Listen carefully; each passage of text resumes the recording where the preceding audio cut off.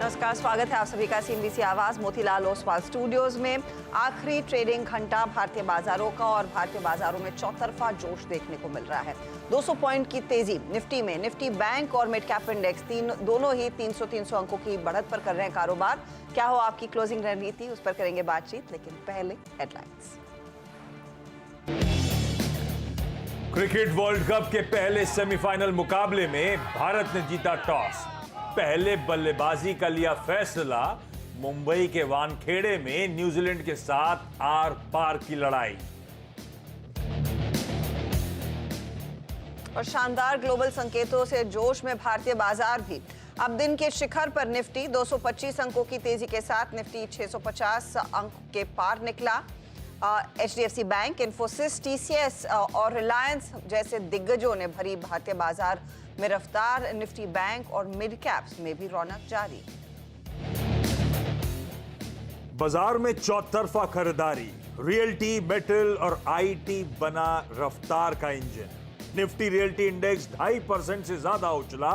हिंडाल्को करीब 5% की तेजी के साथ साल के शिखर पर। और अच्छे नतीजों के बाद मन्नपुरम में आज जोरदार उछाल। भाव 7% से ज्यादा चढ़कर वायदे का टॉप गेनर बना। वहीं अनुमान से कमजोर रिजल्ट के बाद एनएमडीसी वायदे का टॉप लूजर। सीमेंस के शेयर में 2% की तेजी।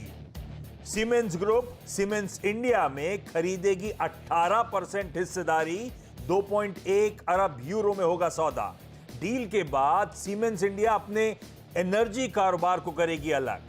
डीमर्जर के बाद बाजार में लिस्ट होगी सीमेंस एनर्जी। और टू व्हीलर्स के लिए ब्रेकिंग सिस्टम बनाने वाली कंपनी आस्क ऑटोमोटिव की फ्लैट लिस्टिंग 282 रुपए के इशू प्राइस के मुकाबले सिर्फ 8% प्रीमियम के साथ की अपनी पारी की शुरुआत। 303 पर हुआ लिस्ट।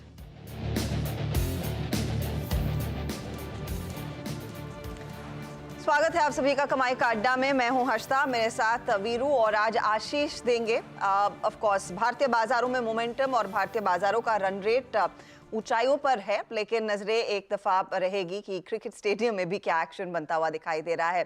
तो उतना ही इंटरेस्टिंग एक्शन हम आपके स्क्रीन पर भी लेकर आने की पूरी कोशिश में, क्योंकि आज का दिन चौतरफा खरीदारी वाला है। Good afternoon. Good afternoon. बहुत बढ़िया मूड है भाई, दिखाइए। दोनों तरफ मूड बढ़िया है। सेमीफाइनल के मुकाबले की शुरुआत हो गई है। एकदम फीलिंग वही है कि हम पहली टीम होंगे जो क्वालिफाई कर जाएंगे फाइनल में। आंकड़े, सारा अंक गणित हमारे फेवर में। और दूसरी तरफ बढ़िया समीकरण ग्लोबल लैंडस्केप के, जिसका फायदा बहुत बढ़िया तरीके से भारतीय बाजार बनाते हुए। और इनफैक्ट अब धीरे धीरे अट्रैक्शन मोमेंटम पिकअप होता हुआ। तो सुबह हुआ क्या, एक बेहतरीन गैप अप मिला था। गैप अप इसलिए मिला था क्योंकि ओवरनाइट क्यूज यूएस से बड़े स्ट्रांग थे। 2% वहां के इंडेक्स उछले थे। डाउ 500 पॉइंट ऊपर था। और मजा आया इस बात का कि इन्फ्लेशन के आंकड़े कूल ऑफ हो रहे थे। उससे बॉन्ड यील्ड्स ठंडी पड़ गई, डॉलर इंडेक्स ठंडा पड़ गया और उभरते बाजार इसीलिए और आउट परफॉर्म कर रहे हैं। हमने लार्जली वो सुबह का गैप जो था वो इंटैक्ट रखा था, लेकिन पिछले कुछ मिनटों से, पिछले आधे एक घंटे से आपने देखा होगा धीरे धीरे अब मोमेंटम पिकअप हो रहा है। तो अब हम दिन के हाईस के आसपास 630 635 पे कंसोलिडेट करता हुआ भारतीय बाजार अब 660 665 के जोन्स पर इस समय कामकाज करता हुआ नजर आएगा। इंपॉर्टेंट है निफ्टी बैंक को वॉच आउट करना, क्योंकि अब अगला 1.5 घंटा इसके लिए बहुत इंपॉर्टेंट। आज निफ्टी बैंक की वीकली एक्सपायरी की हम कर रहे हैं तैयारी, और अब तक थोड़ा सा पस्त है। जहां खुला था वहां से ये पॉकेट ठंडी पड़ी है। लकीली निफ्टी मोमेंटम गेन कर रहा है। उसके पीछे का रीजन दिखा देता हूं। निफ्टी की कंट्रीब्यूशन प्लेट प्लीज रख दीजिएगा स्क्रीन पे, तब आपको समझ में आएगा। वो non banking components, Reliance, Infy, TCS, ये सब अब मदद कर रहे हैं और इसीलिए निफ्टी तो आउट परफॉर्म कर रहा है। निफ्टी बैंक का मिला जुला प्रदर्शन है। वो निफ्टी बैंक का जब हीट मैप आएगा या फिर कंट्रीब्यूशन प्लेट आएगी, उससे आपको तस्वीर समझ में आएगी। तो थोड़ा बहुत निफ्टी बैंक पस्त है, लेकिन अब इंपॉर्टेंट उसके लिए आखिरी का 1.5 घंटा। ऐसे में निफ्टी बैंक की रणनीति समझ ली जाए। पहले निफ्टी रखिएगा स्क्रीन पे और चला जाए वीरू के पास। आज मेंशन हुआ था कि गैप को चेज नहीं करना है। उसके बाद वो गैप लार्जली वैसे ही थकेबंद के साथ, खैर जहां खुले उससे अब तक ऐसा कोई मीनिंगफुल चेज करने का कोई फायदा था नहीं भारतीय बाजार में। बिल्कुल ठीक स्ट्रैटेजी थी। लेकिन वीरू अब धीरे धीरे मोमेंटम पिकअप हो रहा है। मैं निफ्टी बैंक पे आगे बात करता हूं क्योंकि उसकी एक्सपायरी है, तो उसके और समीकरण इंपॉर्टेंट हो जाते हैं। लेकिन निफ्टी के लिए क्या लग रहा है आज जो अब तक का सेशन पैन आउट हुआ है उसके बाद निफ्टी को लेकर क्या व्यू बन रहा है? Ashish good afternoon, Harshita good afternoon. पहली बात तो एक डिस्क्लेमर दे दूं यहाँ पर, दिल्ली से अगर कुछ ऑडियो इश्यूज हो तो प्लीज माफ कर दीजिएगा, आज मैं पार्टिसिपेट ना कर पाऊँ तो। हाँ, कोई दिक्कत तो नहीं है ना? आज नहीं, ऑडियो में बड़ी नहीं, दिक्कत आ रही है। दिक्कत तो है अगर आप ऑडियो पार्टिसिपेट बड़ी नहीं कर पाएंगे, पर हम मैनेज कर लेंगे वीरू। क्योंकि शोर शराबे के बगैर कैसे काम Okay. उसके साथ काम चला लेंगे। चलिए, ईश्वर की कृपा से पहला ओवर बहुत अच्छा ये निकला है। दिल्ली वालों चलिए अब का। आते हैं इंडिसेस पे। हम जहां बैठे हुए हैं वहां से महज कुछ मिनटों की दूरी पे मुकाबला चल रहा है, फिर भी डटे बैठे हुए हैं। ये नोटिस नहीं किया आप? दिल सबका वहीं पर ही है आशीष, आप यकीन मानो, चाहे आप कुछ मील अब हो दिल आ गया। या हजारों मील हो, दिल सबका वहीं पर ही है। चलिए अब मैं आता हूं निफ्टी पर। आशीष देखिए, मेरा सुबह लॉजिक यही था कि मैं इतने सब्सटेंशियल गैप अप को चेज नहीं करूंगा, रिस्क रिवॉर्ड रेशियो मैच नहीं करता। पोजिशनल आप लॉन्ग है तो ठीक है। अभी भी आशीष जो पॉइंट ओपनिंग का था, आई मीन 19656, आप उससे हार्डली 10 पॉइंट ऊपर हैं। बट तर्क मेरा ये था कि जिस चीज पर फोकस करना है वो है शॉर्ट कवरिंग, और वो था निफ्टी आईटी और आईटी स्टॉक फ्यूचर्स। आशीष मैं अभी मानता हूं Ashish, simply without any I mean data के सपोर्ट के, अभी भी इंटरडे में या फिर इस क्लोजिंग में इस चेज को इस लेवल को चेज करने का कोई मतलब नहीं है। प्रोस्पेक्टिव हमें दूसरा जोड़ना पड़ेगा कि कल क्या करना है, मतलब कल के प्रोस्पेक्टिव से इस इंडेक्स में मैं कर क्या सकता हूं। आप देखिए सारे आईटी स्टॉक्स में शॉर्ट कवरिंग अच्छी है। बैंक निफ्टी सस्टेन नहीं कर पाया हाई लेवल्स पे। ऑप्शन राइटर्स क्या कह रहे हैं निफ्टी के, पहले उसको देखते हैं, क्योंकि एक्सपायरी कल है निफ्टी की। निफ्टी बैंक को ऑप्शन राइटर्स ने ग्रैब कर लिया, उसकी आज एक्सपायरी थी तो उसके साथ दिक्कत दूसरी है। आइए जरा निफ्टी के ऑप्शन स्टैट्स को देखते हैं। आपकी स्क्रीन पे 6 कॉल है आशीष, 6 कॉल और 6 पुट है। 19,700 की at the money slightly out of money call में आज 43 लाख शेयर जुड़े हैं। 19,800 पे लगभग 31 लाख, 19,900 पे करीब 23 लाख। लेकिन स्ट्रॉन्ग पुट राइटिंग आशीष 19,650 पे हुई है, जो कि ये एक इंस्टेंस है, ये एक संकेत है कि 19,650 600 इंट्राडे के लिए और इवन इस एक्सपायरी के लिए जो कि कल होगी एक स्ट्रॉन्ग सपोर्ट है। तो अगर आप लॉन्ग हैं पोजिशनली, या बाई चांस आपने सुबह पंच किया है उस डिप को जो कि 580 तक आया, तो आप निफ्टी पे लॉन्ग रह सकते हैं। एज पर दिस डेटा ये जो जोन निकल के आ रहा है आशीष, वो है 19,750 780, जो ऊपर की तरफ खुला है। अब आप दो चीजें हैं, जब आप पोजिशनली लॉन्ग थे या फिर अगर आप लॉन्ग होना चाहते हैं तो प्लीज न आज के न कल के, अगले वीकली कॉन्ट्रैक्ट के ऑप्शंस के साथ इस मोमेंटम को चेस कर सकते हैं, but not futures in this closing. Ashish अगर आप हैं तो लॉन्ग रहिए। 750 780 तक का scope as per these stats है, बट अगर आपको फ्रेश चेज करना है तो only through next weekly options, futures नहीं आशीष, क्योंकि रीजनेबल है ही नहीं इस वक्त चेज करना इस गैप अप को। बिल्कुल ठीक, इंटरेस्टिंग। तो अब इस गैप के बाद चेज नहीं करना है। हो सकता है अभी और थोड़ा सा तेजी बुनाते हुए नजर आए भारतीय बाजार, लेकिन जिनके पास लॉन्ग्स हैं वो होल्ड करें, और जिनको फ्रेश पोजीशन बनानी है अगले वीकली एक्सपायरी के कॉल्स के थ्रू तेजी करने का मन, वो सब डिटेल स्क्रीन पर आती चली जाएंगी। अब लाइए निफ्टी बैंक, तो थोड़ा सा एक बैकफुट पे आपको नजर आएगा। जबकि आज के ग्लोबल समीकरण, हमारे डोमेस्टिक समीकरण ऐसे थे कि बैंक्स फाइनेंशियल्स आउट परफॉर्म करने चाहिए थे। इन्फ्लेशन का नंबर हमारा भी कूल ऑफ हुआ था, और ग्लोबली भी दिख रहा था फाइनेंशियल्स वगैरह, आईटी वगैरह आउट परफॉर्मेंस, पर वो मजा नहीं आया। गैप के साथ खुले जरूर वीरू। आज हमने 44,400 के लेवल्स ब्रीच भी करे थे, उन लेवल्स के आसपास गए थे, पर वहां से ठंडे पड़ गए और उसके बाद से कंसोलिडेट ही कर रहे हैं। अब इंपॉर्टेंट है आने वाला समय, क्योंकि हम वीकली एक्सपायरी की तैयारी कर रहे होंगे, पोजीशनिंग उस हिसाब से कैसी खड़ी हुई है। और निफ्टी बैंक वैसे जब डायरेक्टर साहब ने निफ्टी दिखाया था तो ये अच्छी बात है कि एचडीएफसी बैंक वगैरह थोड़ा बहुत पॉजिटिवली कंट्रीब्यूट कर जरूर रहे हैं, लेकिन निफ्टी बैंक पोजीशन कैसा वीरू? देखिए आशीष, निफ्टी बैंक के साथ एक एडवांटेज आज है और एक डिसएडवांटेज भी है। पहले एडवांटेज को देखते हैं। एडवांटेज ये है आशीष के 21 सितंबर के बाद फर्स्ट टाइम इतना टाइम स्पेंड किया एचडीएफसी बैंक ने about 20 day exponential moving average. Not a single day Ashish, एक भी दिन सिंगल डे अब तक एचडीएफसी बैंक की क्लोजिंग नहीं आई है 20 डे के ऊपर, लेकिन आज इसने पूरा टाइम स्पेंड किया है 20 डे के ऊपर। ये रहा बेनिफिट। डिसएडवांटेज क्या था? आज का ये गैप अप एक ऐसे दिन आया जब बैंक निफ्टी की एक्सपायरी थी। अब अगर आप भी ट्रेडर होते आशीष, तो इतने बड़े गैप अप के बाद आपको एक्सपायरी डे में जब 44,400 44,500 की कॉल बेचने को मिल रही, तो आप क्यों नहीं बेचेंगे? आप 99% बेचेंगे, और वही हुआ। एक सब्सटेंशियल गैप अप और 44,400 500 कॉलेक्टर आ गया और आप वहां से सिंक कर गए। बट मेरी मॉर्निंग कमेंट्री के अनुसार भी आशीष, अब जो लेवल स्क्रीन पे ना, देखिए आपकी स्क्रीन पे क्या है, 44,200 पे आज सबसे स्ट्रॉन्ग पुट राइटिंग हुई है, सबसे स्ट्रॉन्ग पुट राइटिंग। तो पोजिशनली अगर आपको ट्रेड लेना है, not through future options, futures, मेरे मुताबिक Ashish, in comparison to Nifty bank better risk reward ratio दे रहा है। स्क्रीन पर प्राइस है 44,239। पोजिशनली अगर आप दाव खेलना चाहते हैं, भले ही गैप अप था लेकिन रिट्रेस हो गया, भले ही गैप अप था लेकिन रिट्रेस होने के बाद अब अपने दो एवरेजेस 50 और 100 के ऊपर है, 44,000 के पुट राइटर के जोन के ऊपर है। तो बेटर है रिस्क रिवॉर्ड के मद्देनजर निफ्टी बैंक को चेस करना, बट शॉर्ट टर्म नहीं, थोड़ा सा पोजिशनल पर्सपेक्टिव से। आशीष, या निफ्टी बैंक की ब्यूटीफुल स्ट्रैटेजी आज वेडनेसडे के दिन की। अब मैं स्टॉक्स में एक्शन पे आऊं उससे पहले एक काम करते हैं, ट्रेंडिंग स्टॉक्स निपटा दी जाए, जी हाँ, उसके बाद फिर इंडिविजुअल स्टॉक्स और पैनल से बातचीत, क्योंकि कई सारे काउंटर्स हैं जहां पर हमने देखा आज रनअवे मूव्स देखने को मिले हैं। चौतरफा खरीदारी वाला ये बाजार है, स्टॉक्स का रन रेट अच्छा है। चलिए तेजी वाले काउंटर्स आपकी स्क्रीन पर लेकर आते हैं कि कहां पर ताबड़तोड़ तेजी हुई है। आयशा मोटर्स देखिए 5-5.5% के गेन्स। टेक्नोलॉजी कंपनियों का जिक्र वीरू कर रहे थे। टेक महिंद्रा 4% ऊपर, एलटीआई माइंड3 में नियरली 2.25% की तेजी और हिंडाल्को आज करीब 3-3.5% की बढ़त पर कर रहा है कारोबार। इसके अलावा आप मिड कैप वाले तेजी वाले काउंटर्स देखिएगा। मनप्पुरम फाइनेंस बहुत ही सॉलिड नंबर्स, इनफैक्ट पिछले सत्र में ही हम दोपहर में वो नंबर्स आता देख रहे थे, तब रिएक्शन आना शुरू हुआ था। आज पूरा दिन मिला है तेजी करने का।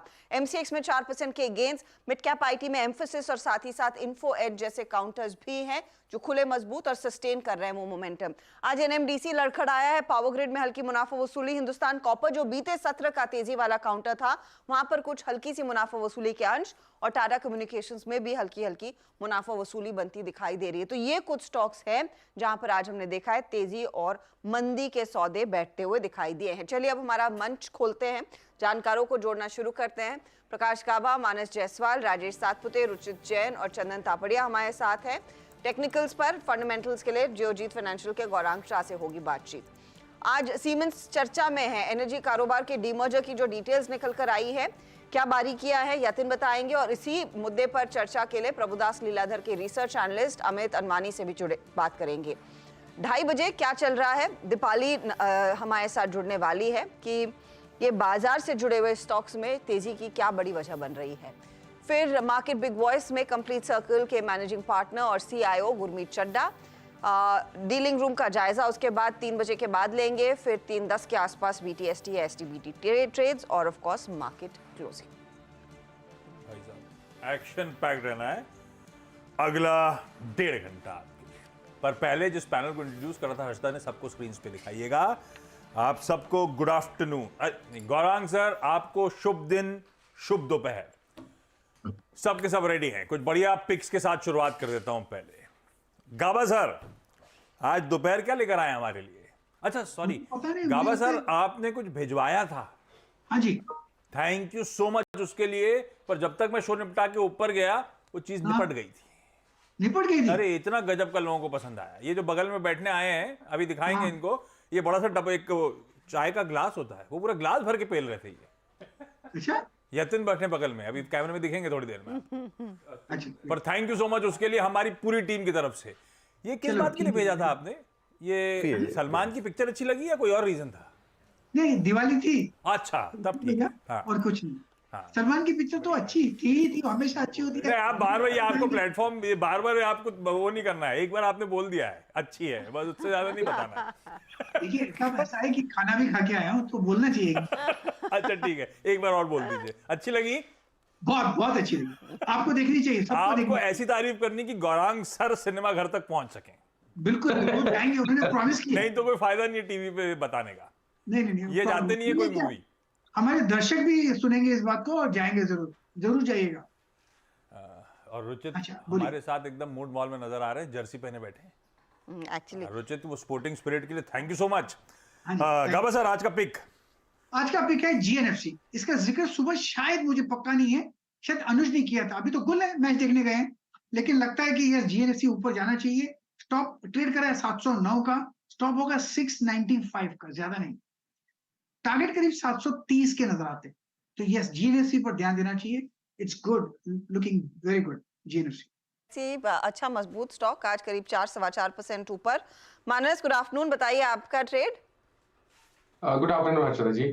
तो देखिए, खरीदारी करनी है डीएलएफ में, जहां पर ट्रेंड बहुत क्लियर है, हाई टॉप साइड बॉटम्स का ट्रेंड है। आज क्योंकि एक फ्रेश ब्रेकआउट देखने को मिला है, इसलिए अभी भी खरीदारी करने के मौके दिखते हैं। 614 के स्टॉप लॉस से आप डीएलएफ में करंट लेवल्स पे खरीदारी कर सकते हैं और 645 के टारगेट सेट करिए। ये दोनों मैंने कैश लेवल्स बताए हैं। ऑप्शन में अगर ट्रेड लेना हो तो 630 का कॉल ऑप्शन 10 रुपए पे ट्रेड हो रहा है, वहां पर खरीदारी करिए 6.50 के स्टॉप लॉस से 17 रुपए के टारगेट के लिए। ओके, डीएलएफ इस दौर की हाईएस्ट प्रिपेयर करता हुआ 630 का कॉल ऑप्शन अब रडार पे है मानस के। राजेश जी, गुड आफ्टरनून, आपका ट्रेड क्या रहेगा? Good afternoon and good afternoon everyone. Viren ji, देखिए नजर जो है वो है मेरे, वैसे तो बहुत सारे काउंटर ऑनेस्टली रडार पे है, तो मैं थोड़ा कंफ्यूज हो चुका हूँ, लेकिन फिर भी देखिए मुझे लगता है कमिंस का अगर आप स्ट्रक्चर देखें तो एक क्लियर कट फ्लैग फॉर्मेशन का ब्रेकआउट है।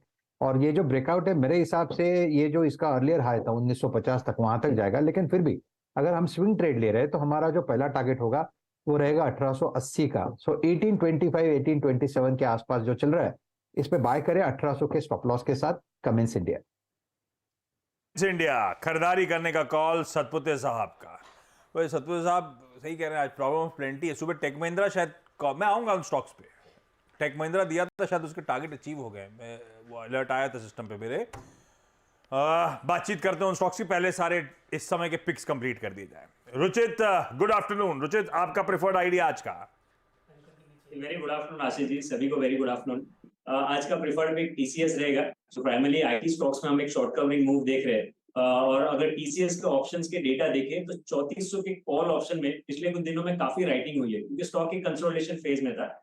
आज लगभग 4 लाख का ओपन इंटरेस्ट कम हुआ है वहां पे, बट ये 4 लाख का ओपन इंटरेस्ट कम होने के बावजूद ऑलमोस्ट 14 लाख का और ओपन इंटरेस्ट आउटस्टैंडिंग है, जहां पे सबसे हाई ओपन इंटरेस्ट है। सो आई थिंक ये शॉर्ट कवरिंग की शुरुआत हुई है यहाँ पे कॉल राइटर्स के द्वारा, तो ये थोड़ी और एक्सटेंड होने के चांसेस लग रहे हैं। तो 3360 के नीचे स्टॉप लॉस रखें, टीसीएस में खरीदारी करने की सलाह रहेगी 3450 3460 के अराउंड के टारगेट के लिए। ठीक, टीसीएस आज सुबह मेरे ख्याल से धर्मेश कांत का फंडामेंटल पिक भी बना था, और अब एक ट्रेडिंग सुबह भी ट्रेड ग्रिप में आ रहा है। खैर वो तो लॉन्ग टर्म की आइडिया था। इस समय रुचित को पसंद आ रहा है टीसीएस। वीरू, नोटिस करा, ये अपनी नीली उतनी नीली नहीं है जितनी रुचित की नीली है। ऐसा क्या मामला है? रुचित, आपने कहीं और से खरीदी थी क्या? उजाला उजाला उजाला उजाला का कमाल है। हाय, इनका नीला अच्छा लग रहा है अपन से।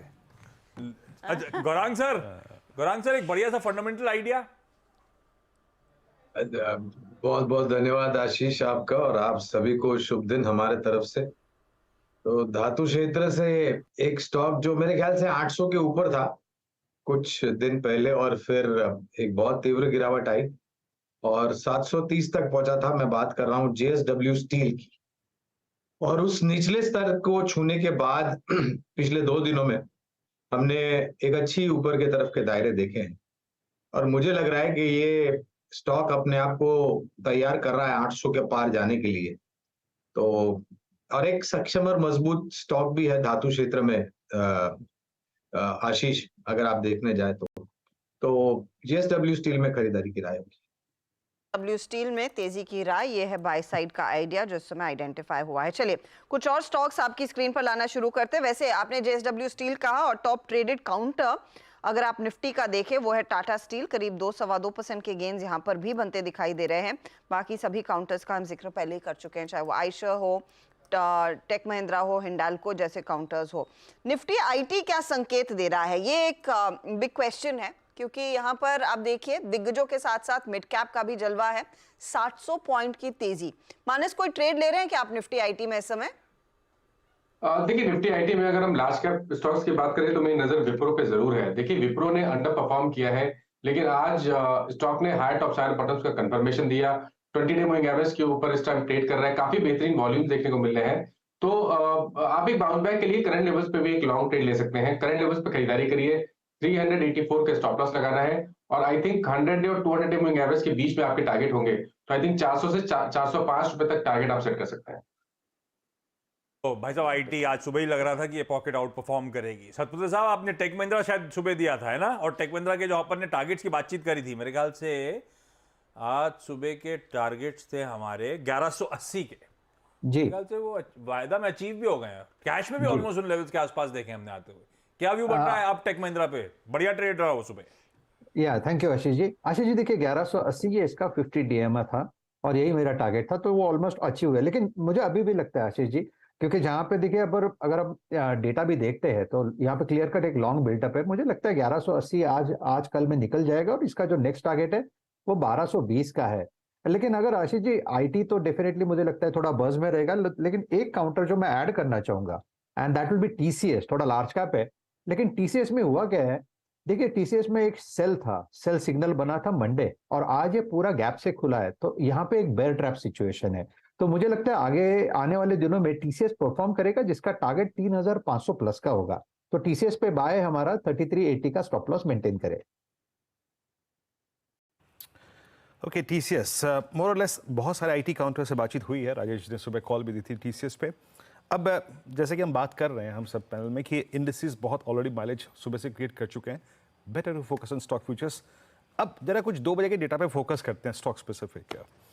एक बार आप लेके आइएगा स्क्रीन पे अपोलो टायर्स में, थोड़ा सा आईटी से हटके, सिंस आईटी इंडेक्स अब करीब 750 पॉइंट ऊपर है, 426.50 पे ट्रेड कर रहा है। जरा इसकी 430 की कॉल लेके आइए। मानस एक टिपिकल फ्लैग, हालांकि फ्लैग का जो आई थिंक कंसिडरेशन है वो कम चला। आज ही हमें पूरे हालात के चलते जो मार्केट्स में है वो फ्लैग का ब्रेकआउट स्क्रीन पर नजर आ रहा है। 430 की कॉल पे आपका व्यू क्या है? 8.5 पे ट्रेड कर रही है, सिर्फ इस क्लोजिंग को ट्रेड करने के प्रोस्पेक्टिव से।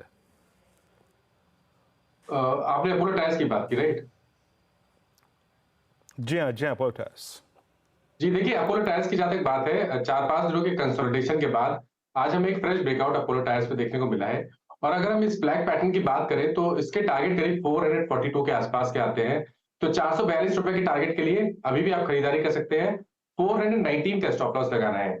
ऑप्शन में भी आप ट्रेड ले सकते हैं। आई थिंक 430 वाला जो कॉल ऑप्शन है वहां पर आप खरीदारी करिए, जिसके प्राइस 8 रुपए के आसपास चल रहे हैं। तो उस ऑप्शन में आप खरीदारी कर सकते हैं 4 रुपए 90 पैसे के स्टॉप लॉस से 15 रुपए के टारगेट के लिए। ओके तो ये अपोलो टायर पर एक मौका तेजी का। अच्छा बजाज फाइनेंस फटाफट से स्क्रीन पर लेकर आइएगा। रुचित देखिए चार्ट, अचानक इसमें तेजी वाले मार्केट में आ रही है मुनाफा वसूली और अच्छी खासी बिकवाली। अचानक वो काउंटर टूटता हुआ 124-128 रुपए की गिरावट देखते देखते आ गई 72.27। अब इससे जुड़ी हुई कोई खबर है या नहीं देखेंगे। बजाज फाइनेंस के साथ साथ बजाज फिनसर्व भी इस समय अचानक वहां पर 1% वाइप आउट होता हुआ दिखाई दे रहा है। तो ये भी दरअसल इस घंटे डे लो की तरफ सरकता हुआ तेजी से। बताइए चार्ट्स क्या कह रहे हैं? बजाज फाइनेंस अचानक ये क्रैक्स आ रहे हैं। अर्षदा जी, और जब भी तेजी के मार्केट में अगर ऐसे कोई स्टॉक रिलेटिव अंडर परफॉर्मेंस कर रहा है कि मार्केट इतनी तेजी है फिर भी ये परफॉर्म नहीं कर रहा है, तो वहां पे अगर इंपॉर्टेंट सपोर्ट टूटते हैं तो सेलिंग प्रेशर और बढ़ जाता है, क्योंकि वहां पे फिर लॉन्ग अनवाइंडिंग होती है प्लस शॉर्ट फॉर्मेशंस का कॉम्बिनेशन होता है जिसके कारण सेलिंग प्रेशर फिर ज्यादा रहता है। सो यहाँ पे आई थिंक थोड़ी और करेक्शन एक्सटेंड हो सकती है और नेक्स्ट सपोर्ट सीधा 7000 के आसपास है जहाँ पे पुट राइटर्स की पोजीशन हैवी है। सो यहाँ पे मैं कोई भी बॉटम फिशिंग से अवॉइड करने की सलाह दूंगा। इनफैक्ट आप थोड़े से रिस्क ले सकते हैं, तो कुछ पुल बैक मूव में 72, 60, 72, 70 के आसपास मिलते हैं तो वहां पे शॉर्ट पोजीशंस भी बना सकते हैं 7450 के स्टॉप लॉस के साथ। वैसे इस बीच बढ़िया टचवुड स्टार्ट हुई है इंडियन बैटिंग की, इंडियन पारी की। बाकी डिटेल में नहीं जा रहा। बिल्कुल सही है, Bajaj finance, Bajaj Finserv actually दोनों ट्विंस अचानक करेक्टिव मोड पे। तो डायरेक्टर साहब पीछे से बोले हो सकता है न्यूजीलैंड ने इन्हीं से इंश्योरेंस लिया हो।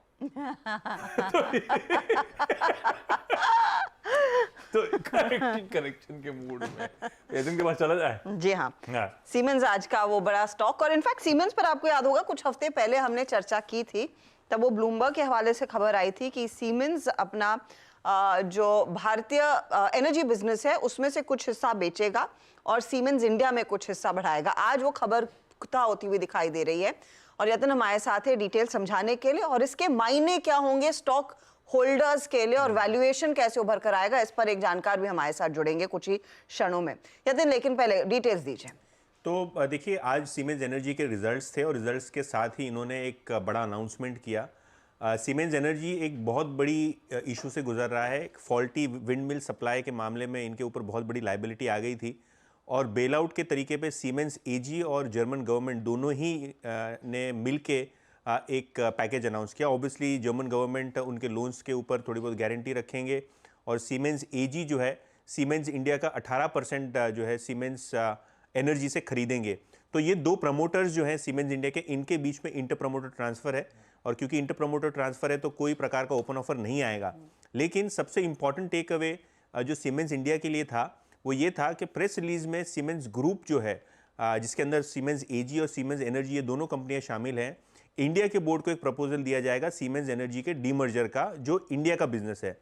ऑब्वियसली ग्लोबली अगर आप देखें तो सीमेंस एजी और सीमेंस एनर्जी अलग अलग कारोबार ही करते हैं, वहाँ ग्लोबली उनका डीमर्जर ऑलरेडी हुआ है, लेकिन सीमेंस इंडिया में कोई प्रकार का डीमर्जर या अलग एंटिटी लिस्टेड नहीं है।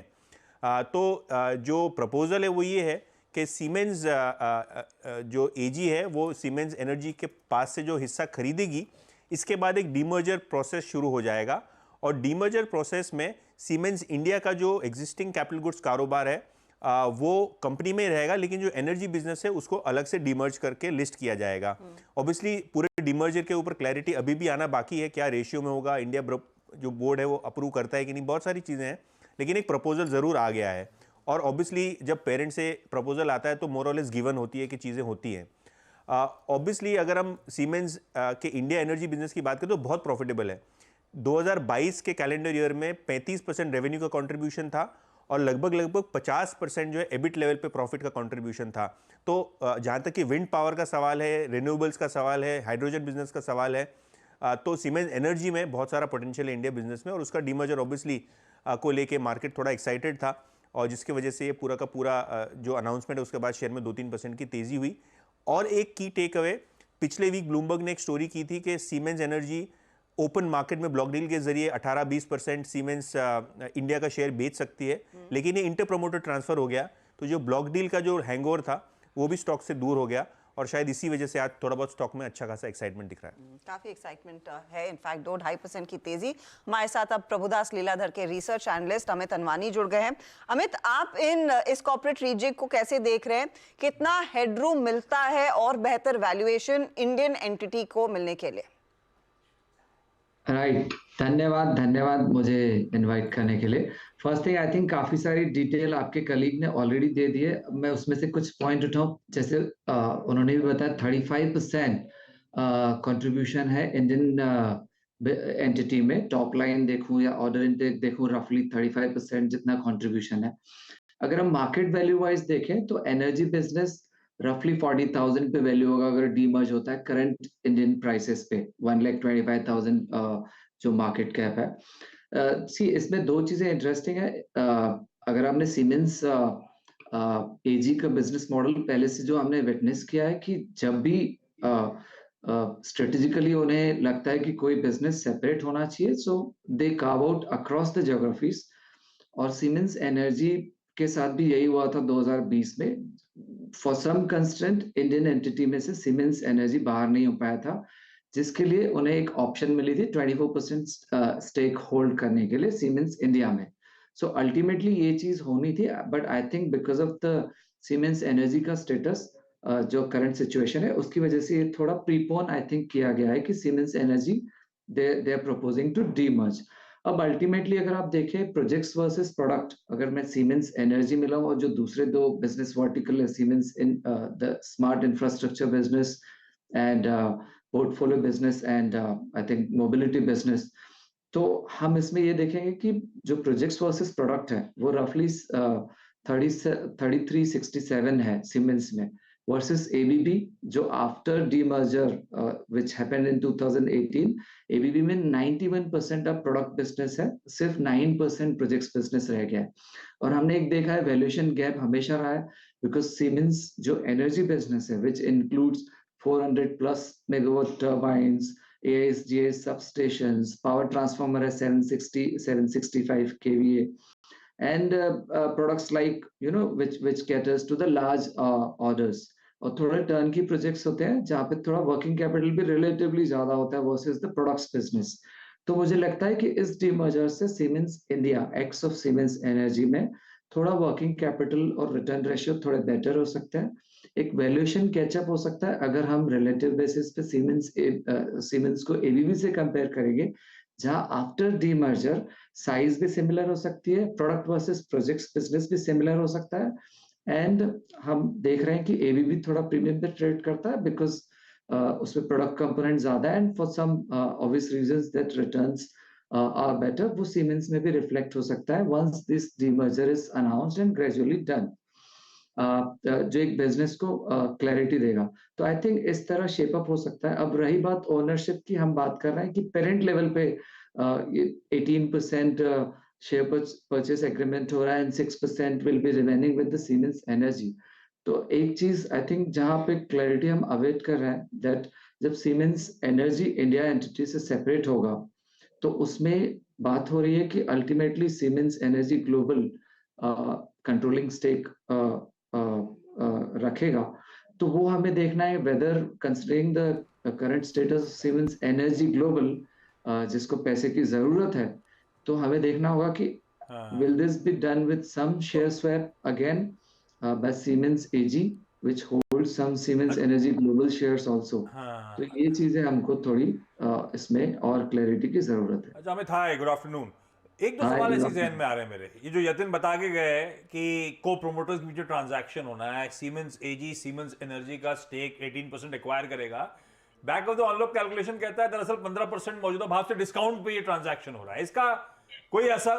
बी, इसी का पार्ट बी जोड़ देता हूं, अब है तो ले दे के को प्रोमोटर्स पेन में जिसके लिए ये सब एक्सरसाइज की जा रही है, तो उसकी कोई दिक्कत है, ओवरहैंग तो आप नहीं देख रहे क्या? आई थिंक मुझे लगता है इनफैक्ट कंसोलिडेट हो रहा है, 51% से आप 69% जा रहे हैं, और जो अल्टीमेटली बाद में एग्जीक्यूट करना था सीमेंस एनर्जी, जो थोड़ा सा मैंने बताया वर्किंग कैपिटल हैवी है and mostly you know generation side से रिलेट करता है वर्सेस डिस्ट्रीब्यूशन लैग और सम अदर लैग। तो मुझे लगता है कि जब ये स्प्लिट होगा तो एक बिजनेस में थोड़ा सा क्लैरिटी हो जाएगा दोनों बिजनेसेस को, बिकॉज एज आई सेड कि वो प्रोडक्ट हैवी हो जाएगा। सेकेंड थिंग, डिस्काउंट की बात आई थिंक हमने पहले भी पढ़ा है with respect to agreement between Siemens AG and Siemens Energy, जहां पे first right of refusal Siemens AG के साथ होगा, और कुछ फॉर्मूला है जिसके तहत वो डील तब हुई थी जब ये लोग स्प्लिट आउट नहीं कर पा रहे थे सीमेंस एनर्जी। तो आई थिंक उसी फॉर्मूले पे ये डील हुई है, एंड आई थिंक जहां तक मुझे याद है जो मैं पढ़ रहा था, एक्सपेक्टेशन था मोर देन 25% डिस्काउंट हो सकता है, but 15% still is a decent discount or value to have at current price for Siemens ठीक है, तो अच्छा India shares. ये सब देखते हुए, ये सब पढ़ते हुए पीएल का व्यू क्या बन रहा है? 3500 पे खड़ा हुआ है स्टॉक, कंसोलिडेटेड एंटिटी को आप कैसे वैल्यू कर रहे हो? आप खरीद रहे हो क्या? पीएल खरीद रहा है क्या इसको? देखिए, being the size of the company, anything more than 10-12% मेरे लिए एक थोड़ा अच्छा रिटर्न है, और हमारा इस पे accumulate view है, roughly 40 का हमारा टारगेट प्राइस है, सो डेफिनेटली यहाँ से 600-700 रुपए का अपसाइड हम स्टॉक में देख रहे हैं विद अ लॉन्गर व्यू। अच्छा, ये प्रभुदास लीलाधर के फ्लोर पे, ऑफिस फ्लोर पे कोई क्रिकेट का जोश वोश, कुछ आवाज नहीं आ रही, कुछ सुनाई नहीं दे रहा? आप लोग बिल्कुल चल रहा है सर, मैं केबिन में आ गया उस शोर की वजह से, ताकि मैं आपको आंसर कर पाऊं, बाहर बहुत शोर है। चलिए, थैंक यू अमित जुड़ने के लिए, बहुत ब्यूटीफुली समझाने के लिए ये जो एक्सरसाइज सीमेंस कर रहा है उसके मायने क्या और हमें क्या करना है स्टॉक में। क्रिकेट के मूड मॉल की बात हुई है तो एक काम करा जाए, आपको स्टेडियम चलते हैं। यस, वानखेड़े ही ले चलते हैं। अनुज जी पहुंच चुके हैं। भाई बहुत टाइम लग गया अंदर जाने में, बहुत सिक्योरिटी चेक था क्या? डॉक्टर साहब जुड़े क्या? दिखाइए तो। अनुज आपको आवाज आ रही है? हेलो हेलो, हाँ जी आवाज आ रही है। कैसा मूड मॉल वहां पे? हाँ आशीष आशीष देखो, अब मैं आपको शायद सुन ना पाऊँ, लेकिन मैं आपको माहौल बता देता हूँ यहाँ पे, और बिल्कुल आप मेरे पीछे देख सकते हैं इस समय, और इतना शानदार माहौल इस समय। और वानखेड़े की एक बात है कि वानखेड़े आखिरकार वानखेड़े है, एकदम नॉलेजेबल क्राउड और एकदम शानदार लश ग्रीन यहाँ पे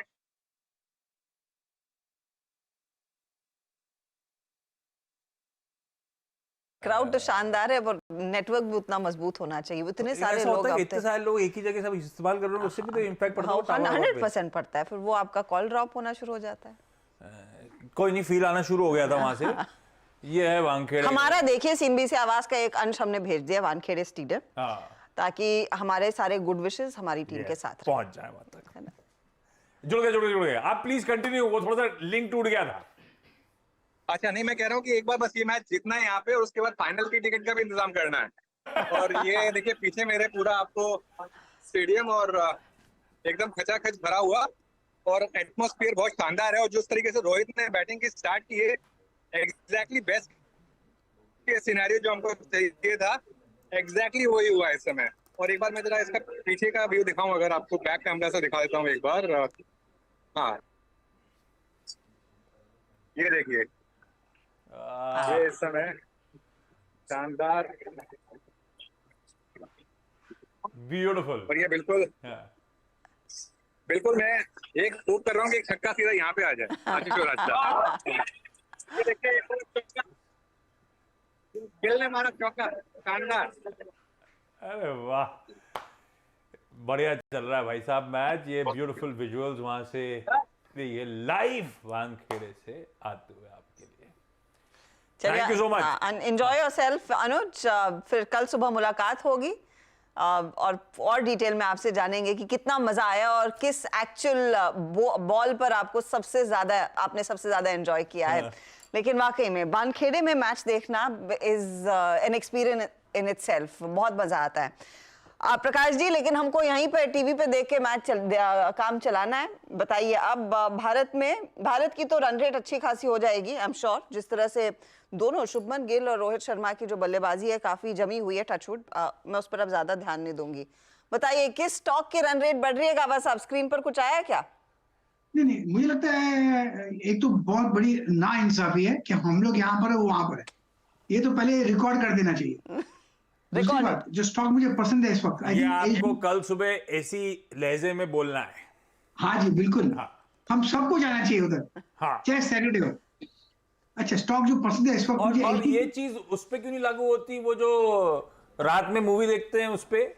नहीं, उस पे नहीं है। अच्छा, नाइट है ना, मुझे दिक्कत वहां है। अरे गाबा सर, आप +1 करके बहुत सारे +1 ले जा सकते हैं। कुछ नहीं, पूरी रो पीछे खाली पड़ी थी, फिर भी पूछा नहीं कि एक सीट दिला दूं लोग को, बच्चों को दिला दूं। वैसे वापस बोल सकता हूँ, मैं नहीं जानता इसको, मैं नहीं लाया, कौन लाया मुझे पता नहीं।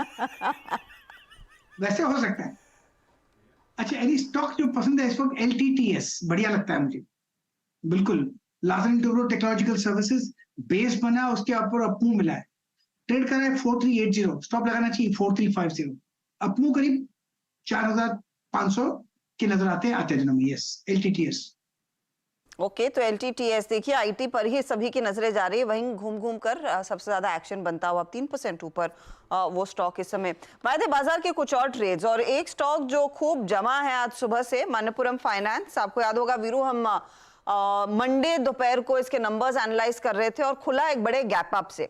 अब गौरांग, मैं आपसे पूछना चाहूंगी, आज की 7% की तेजी, अब टेबल पर कुछ और बचा है एक्शन के लिए? नंबर्स तो बहुत स्ट्रॉन्ग थे।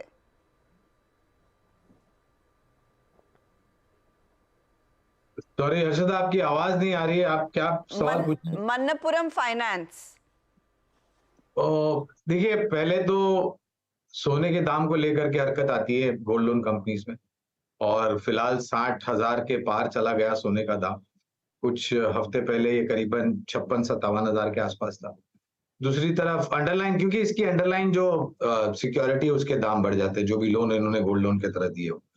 दूसरी तरफ पहले तो खरीदारी की राय है हमारी हर्षदा, लेकिन माफ कीजिएगा, जिस स्तर पर कामकाज कर रहा है वहां से हमारे जो लक्ष्य है वो बहुत करीब है। तो अगर आपका पुराना निवेश हो तो आप बने रह सकते हैं, नया निवेश इस स्तर पर करेंगे तो रिस्क रिवॉर्ड फेवरेबल नहीं होता। ओके, फ्रेश इन्वेस्टमेंट इन लेवल्स फेवरेबल नहीं है। मीनवाइल 2-3 स्टॉक फ्यूचर्स देखिए, निफ्टी IT का जो मोमेंटम है अब और बढ़ता हुआ। निफ्टी IT में फ्रेश इंट्राडे ब्रेकआउट है। क्यों? क्योंकि 10:14 का स्विंग हाई अभी जब हर्षदा मन्नापुरम पे बात कर रही थी वो कटा, और थैंक्स टू इन्फोसिस ने अपना एक स्विंग हाई नवंबर 1 वीक का बाइसेक्ट कर दिया। Manas, 406 day high for Infosys और 20 डे में बाइसेक्ट हो चुका है, testing its 100 day exponential moving average. Manas, Infosys पे आपका टेक इस रेंज ब्रेकआउट पे और फ्यूचर्स और ऑप्शन दोनों पे कमेंट कीजिएगा एट द मनी कॉल पर भी। Infosys at day high. बिल्कुल। तो देखिए, सबसे पहले तो 20 डे मूविंग एवरेज स्टॉक ने रिगेन किया है और काफी समय के बाद किया है। पहले भी अटेम्प्ट किया था लेकिन वो 20 डे मूविंग एवरेज के ऊपर नहीं निकल पाया, लेकिन आज तो कॉर्पोरेटली स्टॉक 20 डे मूविंग एवरेज के ऊपर निकला है। वॉल्यूम देखने को मिल रहे हैं और उसके साथ ही हाई टॉप्स हायर बॉटम्स का कंफर्मेशन भी मिला है। वॉल्यूम बेहतर देखने को मिले हैं। आई थिंक यहाँ से एक मीनिंगफुल बाउंस बैक में 1450 तक के टारगेट आपको देखने को मिल सकते हैं और अभी भी पोजिशनल बेसिस पे तो अभी भी खरीदारी करनी चाहिए। 1390 का स्टॉप लॉस लगाना है आपको इनपी में। ऑप्शन में अगर ट्रेड लेना हो तो मैं at the money call option पे ही ट्रेड देना चाहूंगा। 1400 वाला कॉल ऑप्शन 23 रुपए पे ट्रेड हो रहा है, वहां पर आप एक ट्रेड ले सकते हैं। 14 रुपीज का स्टॉप लॉस लगाना है। इस ऑप्शन में आपको 45 से 50 रुपए तक के टारगेट आई थिंक मिल सकते हैं। बिल्कुल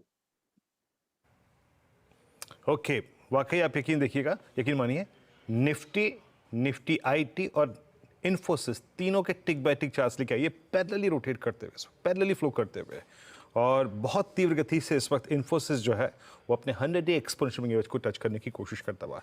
ये पीछे के 50 पॉइंट फॉर निफ्टी आईटी जुटाए हैं इन्फोसिस ने। मीनवाइल आज जो 4 का चौका का क्रम है, जो 4 ट्रेड्स आपकी स्क्रीन पे आएंगे वो इस प्रकार से आएंगे। सस्ता ऑप्शन कुछ देर में मानस जी के सौजन्य से आएगा, वो बताएंगे आज आपको कौन सा ऑप्शन पिक करना है। एफएनओ सुपरस्टार आज का चंदन तापड़िया के सौजन्य से आएगा, कुछ देर में इस कार्यक्रम में होंगे। और साथ ही साथ राजेश सतपुते जी बताएंगे आपको अच्छा चार्ट का चमत्कार, और गौरांग शाह आज का मिड कैप फंडा बताएंगे। इस बीच आप बैंकिंग में चलते हैं। निफ्टी बैंक में एक स्विंग आया है और उसको जनरेट करता हुआ एक स्टॉक अकेला, जो कि आज ही नहीं, इनफैक्ट पिछले 4-5 सेशन से काफ़ी स्ट्रॉन्ग है, दैट्स एक्सिस बैंक। ये स्विंग हाई काटता हुआ मॉर्निंग का। राजेश जी, एक बार जरा एक्सिस बैंक को देखेंगे, सुबह की ट्रेजेक्ट्री 1040 की बाइसेक्ट होती हुई, अभी कोई व्यू आपका इस स्टॉक पे? वीरेंद्र जी देखिए, बायस तो डेफिनेटली एक्सिस का पॉजिटिव है और हमने पहले भी इस पे हमेशा रिकमेंडेशन बाय का ही दी है। देखिए, as per the levels are concern, यहाँ पे रेजिस्टेंस बनता है करीबन 1050 का, लेकिन वीरेंद्र जी मुझे लगता है अगर आप थोड़ा सा लार्जर टाइम फ्रेम पे देखें तो मुझे लगता है करीबन 1080 1100 तक जाएगा। तो एक्सिस बैंक ओवरऑल, मुझे axis bank, IndusInd bank, Kotak bank, ये थीम बहुत अच्छी लगती है। तो यहाँ पे लॉन्ग साइड का ही ट्रेड बने रहे और जो स्टॉप लॉस रखना है एक्सिस बैंक का वो रहेगा करीबन 1010 का, पोजिशनली लॉन्ग। तो पोजिशनली लॉन्ग एक्सिस बैंक एक तेजी वाला ट्रेड। अच्छा, एक और पॉकेट जहां पर अच्छी खासी खरीदारी बनती दिखाई दे रही है और सुबह से ही जमा हुआ है, वो है रियल एस्टेट काउंटर्स। रियल्टी में मानस ने तो खुलने इस कार्यक्रम की शुरुआत से ही डीएलएफ पर एक बाय कॉल दिया। ओबरॉय रियल्टी देखिएगा 5.5% की बढ़त, ओपन इंटरेस्ट के नाम पर करीब 60% का एडिशन देखने को मिला है। आप गौर करिएगा गोदरेज प्रॉपर्टी के ट्रेड पर, वो भी 3% ऊपर, ओआई एडिशन 4-4.5% ऊपर है। तो रियल एस्टेट काउंटर्स में जमकर तेजी बन रही है। रुचित, आप क्या प्रेफर करेंगे ट्रेड लेना? डेफिनेटली पूरा ही सेक्टर मोमेंटम है और ऐसा नहीं कि आज एक दिन की तेजी है, पिछले कुछ समय से एक रिलेटिव आउट परफॉर्मेंस बाजार को कंपैरेटिवली ये सेक्टर दिखाई रहा है। लेकिन गोदरेज प्रॉपर्टीज यहाँ पे अगर फ्रेश बाइंग भी करना है तो यहाँ पे कर सकते हैं, क्योंकि स्टॉक ने पिछले 5-6 ट्रेडिंग सेशन कुछ रेंज में बिताए थे, जो जस्ट एक टाइम वाइज करेक्शन था और आज फिर से वो रेंज का ब्रेकआउट स्टॉक में आया है। तो यहाँ पे 1830 के ऊपर नीचे स्टॉप लॉस रखे गोदरेज प्रॉपर्टीज में खरीदारी करे तो पोजिशनल स्टॉक में 1940 तक के टारगेट्स आ सकते हैं। अच्छा, 2 स्टॉक्स देखिए, एक है एचडीएफसी लाइफ और दूसरा आइशर मोटर्स। दोनों बहुत बढ़िया moves. HDFC life momentum pickup कर रहा है, आइशर मोटर्स फिर तेजी के मूड में, अब तो ऑलमोस्ट 3900 की तरफ बढ़ता हुआ स्टॉक नजर आएगा। पहले काम करा जाए, रुचित से तो अभी हर्षद ने बातचीत करी। सतपति साहब, आइशर मोटर्स पहले तगड़ा मूव ले रहा है, दिन के हाईस पर 200 रुपए प्लस का उछाल। आशीष जी देखिए, अगर आप आइशर का आप वीकली चार्ट देखते हो तो ज्यादा कन्विक्शन बनता है, हालांकि थोड़ा चल चुका है, लेकिन अगर वीकली चार्ट देखें तो इसका जो टारगेट बनता है वो रहेगा 4000 से लेकर 4200 पोजिशनली। लेकिन यही अगर आप डेली चार्ट देखते हो तो लगता है कि जो ब्रेकआउट मिला था आशीष जी वो था 3650 के आसपास कल के दिन, यानी कल नहीं, छुट्टी था तो मंडे के दिन में। तो मंडे जो ब्रेकआउट था, ये ब्रेकआउट का मूव है, तो ये जाएगा कहां तक? तो मुझे लगता है अगर पोजीशन है तो बने रहे 4000 के आसपास पहला रेजिस्टेंस होगा जहां पे कॉल राइटर खड़े हैं, तो लॉन्ग पोजीशन रहेगी, तो स्टॉप लॉस होगा 3800। फ्रेश ट्रेड के लिए थोड़ा वेट करे, थोड़ा करेक्शन आने दे, फिर लॉन्ग करे। बहुत बढ़िया मूव्स डिलीवर करता हूं, 6.25% का उछाल। एचडीएफसी लाइफ वो भी मेरे ख्याल से दिन के हाईस के आसपास। चार्ट खींचिएगा जरा प्लीज HDFC लाइफ इंश्योरेंस के। ये देखिए अच्छा मूव सेकंड हाफ में पकड़ लिया है स्टॉक ने। गाबा सर एक बार HDFC लाइफ देखेंगे क्या? बिल्कुल देख रहा था, जब आपने देखा तो मैं भी देख रहा था। HDFC लाइफ बहुत बढ़िया अपमूव मिला है, ब्रेकआउट मिला है करीब 630 के आसपास, ट्रेड करा है 638 पे। मुझे लगता है थोड़ा वक्त देना चाहिए, स्टॉप लगाएंगे 630 का। पॉसिबल है कि 650 का ये जोन है, आज या कल में आना सकता है। तो HDFC लाइफ एक PTC तौर पे भी चलेगा, बढ़िया लगता है स्टॉक HDFC लाइफ। बढ़िया ट्रेड और स्क्रीन पर वाकई में अच्छी खासी मोमेंटम के साथ तेजी दिख रही है, लगभग 3% का इजाफा। लेकिन जैसे आपको वादा किया था, चार का चौका का समय हो गया। शुरुआत करेंगे सस्ता ऑप्शन के साथ। मानस बताइए क्या है ट्रेड? देखिए भारत फोर्ज के ऑप्शन में खरीदारी करने की राय रहेगी। भारत फोर्ज के पैटर्न देखें तो आज क्लियर कट रिवर्सल का साइन देखने को मिला है। ऑप्शन में अगर ट्रेड ले रहा हो तो 1060 वाला भारत फोर्ज का कॉल ऑप्शन 21 रुपए पे ट्रेड हो रहा है, वहां पर आप खरीदारी कर सकते हैं। 35 रुपए का टारगेट सेट करना है और 14 रुपीज के स्टॉप लॉस लगाने हैं। फोर्ज का 1060 का कॉल उठा लीजिए, रिविजिट कर लेंगे जब मैं तो एक बार लेवल्स और टारगेट्स मेंशन कर दूंगा। 1060 का कॉल मानस का हो गया आज का सस्ता ऑप्शन। इस बीच पैनल में मोतीलाल ओसवाल के चंदन तापड़िया जुड़ते हुए। पहले चंदन से पिक ले लेता हूं, उसके बाद कुछ कह रहे हो? आउट हो गया। छोड़ दो, अच्छी बातें करो। कौन गया वैसे? रोहित शर्मा। चंदन काली शर्ट किसने बोला था पहनने को? मैं तो सोचा नजर का टीका लगाए, मुझे क्या मालूम। मैं अभी चेंज कर लेता। नहीं एफएलओ सुपरस्टार के लिए चंदन के पास जाना है। चंदन, वायदा बाजार का सुपरस्टार स्टॉक कौन सा? अब सुपरस्टार दे दे, पर इन्होंने खबर सुना दी, अब क्या करें। ओके ठीक है, बाजार पे फोकस करते हैं। स्कोर 75 हम उससे खुश हो जाए, 75 स्कोर है उससे खुश हो जाते हैं। ओके मैं फोकस करूंगा यहाँ पे रियल एस्टेट काउंटर पे। आज के दिन दो सेक्टर में ठीक लग रहे हैं, एक तो IT और एक रियल एस्टेट।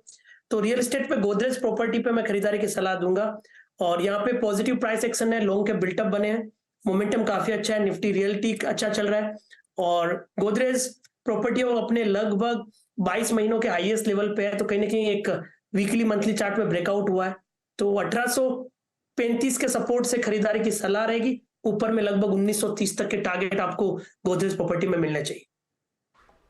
ओके 19 DLF और दूसरा गोदरेज प्रॉपर्टीज आ चुका है। तीसरी कॉल लेते हैं यहाँ पर राजेश सतपुते जी से। राजेश जी क्या ट्रेड पिक कर रहे हैं आप? डेफिनेटली IT स्टॉक्स पे है। इसमें से जैसे मैंने कहा TCS एक मुझे अच्छा लगता है, लेकिन एक बेट मैं लूंगा इन्फोसिस पे। इन्फोसिस अपने क्लस्टर के ऊपर आ रहा है और जिस तरह से ये अपने क्लस्टर के ऊपर है, मुझे लगता है इसका इमीडिएट टारगेट बनेगा 1440। 1410 पे ये ट्रेड हो रहा है, तो लॉन्ग करेंगे with stop loss of 1395। So it's a buy in Infosys.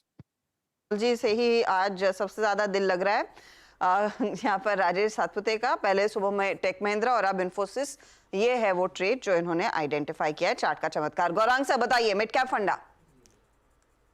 तो मिड कैप फंडा हर्षदा, हमने निजी क्षेत्र की एक मझौली बैंक है, थोड़ी वॉलेटाइल है, यानी कि उठापटक ज्यादा देखने मिलता है, लेकिन रिस्क रिवॉर्ड भी वैसे ही फेवरेबल है। बंधन बैंक की मैं बात कर रहा हूँ, मौजूदा स्तर करीबन 220-225 के आसपास। मध्यम अवधि का अगर नजरिया है तो 250 के लक्ष्य हमने निर्धारित किए हैं बंधन बैंक के ऊपर।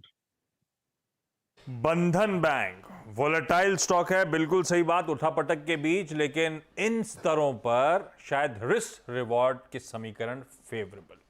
पसंदीदा स्टॉक है, इन लेवल्स के आसपास एक्यूमुलेट किया जा सकता है। चलिए क्विकली रैप अप कर देता हूं आज का चार का चौका। उसके बाद दीपाली आपको आपकी स्क्रीन पर नजर आ रही थी, उनसे बातचीत करेंगे क्या चल रही है। सस्ता ऑप्शन मानस के सौजन्य से भारत फोर्ज का 1060 का कॉल, 14 के स्टॉप के साथ 15 के लक्ष्य के लिए हम राइड कर रहे हैं। आज का एफएनओ सुपरस्टार चंदन के सौजन्य से आया था। गोदरेज प्रॉपर्टीज, रियल एस्टेट का तड़का ऐड होता ही चले जा रहा है जब से शो शुरू हुआ है, और ये पॉकेट ने वैसे पिछले संवत में भी सबसे तगड़ा आउट परफॉर्मेंस डिलीवर करा है। 1835 का स्टॉप, 1930 तक के लक्ष्य चंदन को नजर आते हैं। सतपुते साहब ने फिर IT पे दाव लगाया और इस बार दिग्गज इन्फोसिस की बारी। IT का बेलवेदर, 1395 का स्टॉप, 1440 के लक्ष्य यहां पे हासिल होंगे और अभी अभी गौरांग सर ने ब्यूटीफुली एक्सप्लेन करा क्यों उनको और उनकी टीम को बंधन बैंक मिड कैप स्पेस में पसंद आ रहा है। रखिए इसको रडार पे 250 के लक्ष्य के लिए।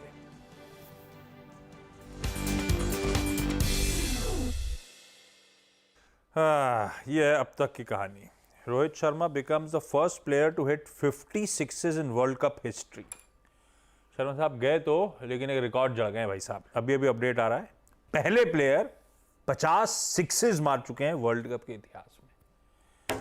इस तरह की एक्सप्लोसिव बैटिंग। खैर, अब ये क्या चल रही है कि शुरुआत करें डायरेक्टर साहब? लाइए कुछ स्टिंग प्ले कर दीजिए।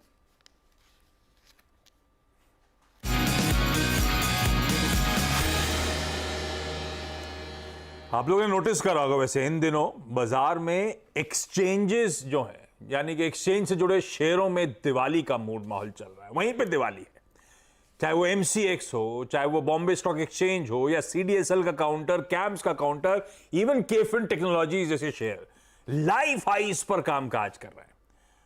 क्या रीजन है इस तरह के ताबड़तोड़ तेजी का? क्या कोई फंडामेंटल जस्टिफिकेशन है? क्यों दौड़ रहे हैं ये स्टॉक्स? इन पे थोड़ी सी डीप जांच पड़ताल करी दीपाली राणा ने। दीपाली दिल्ली से जुड़ती हुई। दीपाली हाय, गुड आफ्टरनून। क्या चल रहा है? एक्सचेंजेस बाजार को इतने पसंद क्यों आ रहे हैं एकदम से? गुड आफ्टरनून आशीष। और इन स्टॉक्स की दिवाली अभी नहीं मनना शुरू हुई है, पिछले 1 साल से मन रही है, क्योंकि लगातार यहाँ पर तेजी रही है। और आप इन स्टॉक्स के रिटर्न्स देखें, BSE का तो कहना ही क्या, 300-350% YTD रिटर्न स्टॉक ने डिलीवर किए हैं। अब ये स्टॉक चले क्यों हैं? तो मार्केट चल रहा है, मार्केट रिकॉर्ड हाइस पर हैं, तो इन स्टॉक्स के चलने के पीछे भी सॉलिड रीजन है, फंडामेंटल रीजन है।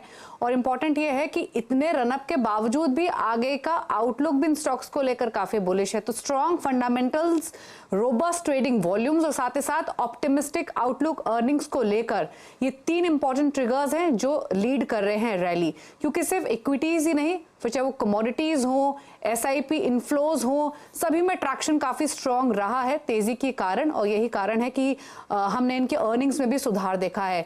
BSE की फॉर इंस्टेंस बात करें आप, इस बार के नंबर्स आप देखेंगे BSE के उठाकर, तो रिकॉर्ड टर्नओवर इनका रहा है। इनका जो एवरेज डेली वॉल्यूम रहा है वहां पर 25-30% की ग्रोथ रही है। ऑप्शन से अब रेवेन्यूज आने शुरू हो गए हैं। कई हाउसेस जो मान के चल रहे हैं कि अक्टूबर ऑनवर्ड्स तो इनके जो ऑप्शन इंडेक्स ऑप्शन का टर्नओवर है वो 9% हर महीने बढ़ता हुआ दिखाई देगा।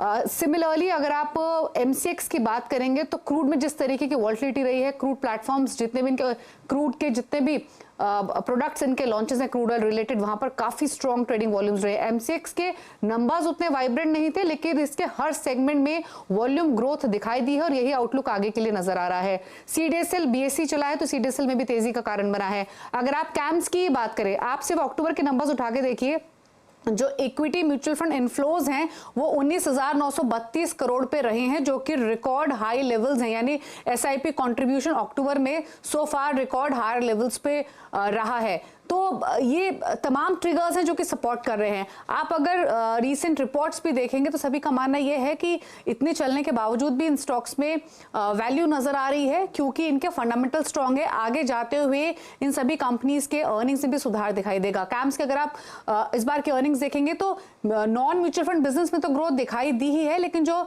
म्यूचुअल फंड AUM है वहां भी ग्रोथ इंक्रीज हुई है। वहां पे इक्विटी पार्टिसिपेशन बढ़ता हुआ दिखाई दिया है, इक्विटी मिक्स बढ़ता हुआ दिखाई दिया है। तो मार्केट जब तक तेज है, जब तक पार्टिसिपेशन आ रहा है, और तमाम हाउसेस का व्यूज देखिए, मॉर्गन स्टैनले ने हाल ही में कहा 14,000 वो देख रहे हैं सेंसेक्स को 2024 में, तो पार्टिसिपेशन तो आएगा ही, और पार्टिसिपेशन आएगा और ये सभी कंपनीज अपने प्रोडक्ट प्लेटफॉर्म्स भी इंक्रीज कर रही हैं, फिर चाहे वो BSE हो, MCX क्यों ना हो। तो यही ट्रिगर है जिसकी वजह से तेजी इस पूरे स्पेस पे बनती हुई दिखी है। 5 साल का BSE का चार्ट खोलोगे क्या? आजकल सीनियर का सारे तरह के चार्ट्स हैं, 2 साल 5 साल 5 साल का टाइम होराइजन वाला चार्ट स्क्रीन पर रख दीजिए। वरांग सर सही बात है, वॉल्यूम्स बढ़ रहे होंगे, ऑप्शंस में पकड़ थोड़ी मजबूत हो रही होगी। इन्होंने हाल में अपने रेट कार्ड भी, टैरिफ भी इंक्रीज करे, दरें बढ़ाई थोड़ी सी, सब ठीक है, लेकिन 500 वाला स्टॉक 2300, क्या अभी भी लुक्रेटिव है? ये स्टॉक अपने फंडामेंटल्स के अहेड दौड़ चुका है?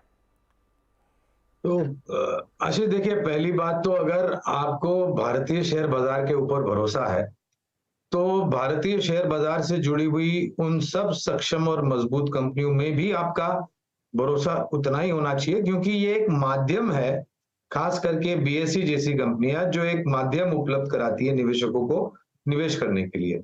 निरंतर जैसे जैसे निवेशकों की संख्या बढ़ती जाएगी, जैसे जैसे सौदे बढ़ते जाएंगे, वॉल्यूम्स बढ़ते जाएंगे, तो इनकी आमदनी उसी प्रकार से सुधरती जाएगी। और हमारा अनुमान ये भी कहता है कि मात्र सिर्फ ट्रेडिंग प्लेटफॉर्म ही नहीं, लेकिन बाकी अन्य जो सेवाएं उपलब्ध कराती है, जैसे डिपॉजिटरीज हैं या फिर सक्षम और मजबूत ब्रोकरेज हाउस की कंपनियां हैं, मैं कोई विशेष नाम नहीं लूंगा क्योंकि थोड़े बहुत प्रतिबंध लगे हुए हैं, लेकिन हाँ, महंगा थोड़ा बहुत बिल्कुल लग रहा है बीएसई की स्टॉक की अगर आप बात करें तो, क्योंकि जो समय सीमा में इस ऊंचाई पर आकर के ये खड़ा है वो अपने आप में थोड़ा बहुत एक प्रश्न चिन्ह लगा देता है स्टॉक के दाम के बगल में।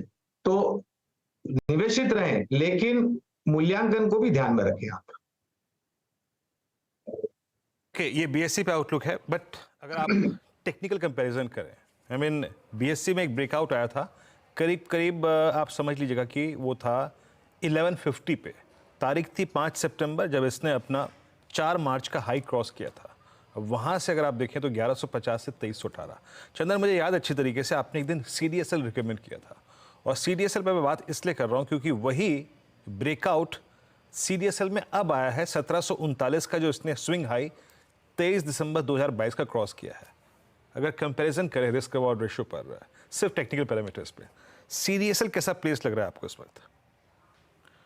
बिल्कुल, देखिए वीरू, बीएसई, CDSL, ब्रोकिंग और एक्सचेंज रिलेटेड सारे काउंटर में अच्छे लग रहे हैं और पिछले लगभग 1 महीने से हम इनको सजेस्ट कर रहे हैं।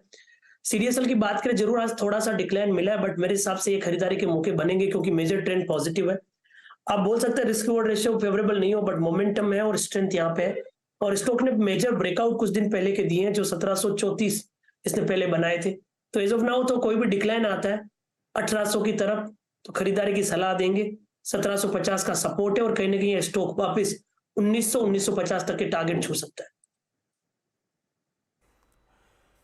रखिए रडार पे। अच्छा, ये बात सही है गौरांग सर जैसे कर रहे हैं, एक्सचेंजेस और ब्रोकिंग से जुड़ी कंपनियां वगैरह। गौरांग सर, ये अपनी वो फंडामेंटल हैट डॉन करके बताइए, जियोजीत फाइनेंशियल सर्विसेज का सही मूल्यांकन क्या बैठेगा? ये भी बहुत चला है। आपको साष्टांग दंडवत प्रणाम करता हूँ। ये प्रश्न का उत्तर देने के लिए मुझे आप मजबूर मत कीजिए, मेरी नौकरी का सवाल है। लेकिन एक बात बिल्कुल कह सकता हूँ आशीष, क्योंकि आपने मेहनत करना हमारा काम है, दाम तय करना आप लोगों का काम। नहीं, ठीक है, बहुत मेहनत रंग ला रही है। खैर, मजाक था वो अपनी जगह, लेकिन बाकी इस स्पेस पे जुड़ी हुई इवन ब्रोकिंग कंपनियां, दूसरी ब्रोकिंग कंपनियों पर भी नजर डाल लीजिए। आप मोतीलाल ओसवाल का स्टॉक लेकर आते हैं स्क्रीन पर आशीष, क्योंकि अभी 6% ऊपर है। हाँ, वो चंदन से पूछ लेंगे। तो मोमेंटम यहाँ पर इस पूरे पॉकेट में अच्छा खासा बनता दिखाई दिया है, बहुत तगड़ी तेजी। गावा साहब न्यूट्रल प्लेयर है, बताइए गावा साहब, ब्रोकिंग में कुछ पसंद है स्टॉक आज? मोतीलाल ओसवाल आपने बोला तो देख लेता हूँ मैं। मोतीलाल ओसवाल का बिल्कुल पसंद है, ट्रेड करा है 1203, 1160 का स्टॉक लगाना चाहिए, 1170 का अब मूव ऑन है, बढ़िया स्टॉक लगता है मोतीलाल ओसवाल। जियो का मैं निकाल लेता हूँ, गौरन है तो जरूर बोलना चाहिए। यहाँ पर मुझे लगता है लेना चाहिए, थोड़ा वक्त देना चाहिए उसे। ट्रेड करा है 69 पर, 90 तक जाना चाहिए, वक्त लगेगा उसके लिए। अनबायस्ड व्यू, स्टॉप होगा 64 का। गौरांग है तो जरूर लेना चाहिए, ये क्या मतलब? अनबायस्ड व्यू, बरोबर, अनबायस्ड है। हाँ, बिल्कुल अनबायस्ड। तब ठीक है। तो भाई मोतीलाल ओसवाल और जियोजीत पे इंडिपेंडेंट अनबायस्ड व्यू आ गया है। ये आपका manasjaiswal.com और rajeshsatputhe.com पे क्या व्यू बन रहा है? वो नहीं बताऊंगा। ठीक है, एक काम कर रहा हूं, छोटा सा ब्रेक ले लेते हैं, मार्केट पे बातचीत कंटिन्यू करेंगे।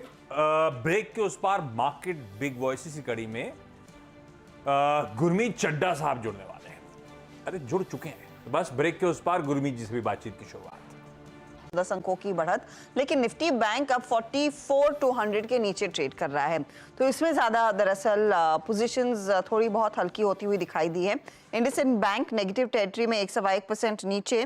बजाज फाइनेंस की तो हम बात वैसे भी कर रहे थे, आज पूरा देखते हैं एक्सपायरी का क्या इम्पैक्ट आता है। बाजार बंद होते होते कोटक महिंद्रा बैंक जैसे ट्रेड्स भी हैं जो हल्का सा कूल ऑफ करते दिखाई दे रहे हैं, लेकिन बहरहाल मार्केट पर व्यू क्या बन रहा है और यहाँ से आगे कितनी और तेजी बनेगी। हमारे साथ मार्केट बिग वॉइस में कंप्लीट सर्कल के गुरमीत चड्डा जुड़ गए। Gurmeet, good afternoon. आप हमारे साथ बैठे हैं तो जाहिर तौर पर मैच का टिकट नहीं मिला, लेकिन मूड माहौल आपके ऑफिस में क्या है? मैच देख रहे हैं आज कि नहीं? बिल्कुल, दो स्क्रीन चल रही है, एक सीएनबीसी आवाज की और एक हॉटस्टार की, तो दोनों ट्रैक कर रहे हैं, दोनों ट्रेंड पॉजिटिव लग रहे हैं अभी तक। तो देखते हैं क्या आगे क्या होगा। अच्छा, इस बीच गुरमीत से बातचीत कंटिन्यू करेंगे। इस बीच निफ्टी की एक बार कंट्रीब्यूशन प्लेट लेकर आइएगा। वीरू, आज रिलायंस ने बढ़िया लीडरशिप पकड़ ली है, 1.5-2% के उछाल के साथ देख रहे हैं स्टॉक इस समय कामकाज करता हुआ। जी हाँ, इनफैक्ट आशीष मैं इसी पे आना चाह रहा था। रिलायंस बहुत दिनों बाद, प्लीज याद रखिएगा, हम इंडेक्स के पर्सपेक्टिव से एक बड़े कंट्रीब्यूटर बात कर रहे हैं, सबसे ऊपर है। सिर्फ इसका एक अपडेट ले लेते हैं यहाँ पर, एक दिग्गज स्टॉक फ्यूचर छूट ना जाए। Post I think mid of September first time Reliance अपने लास्ट ड्यू एवरेज 100 EMA को काट रहा है।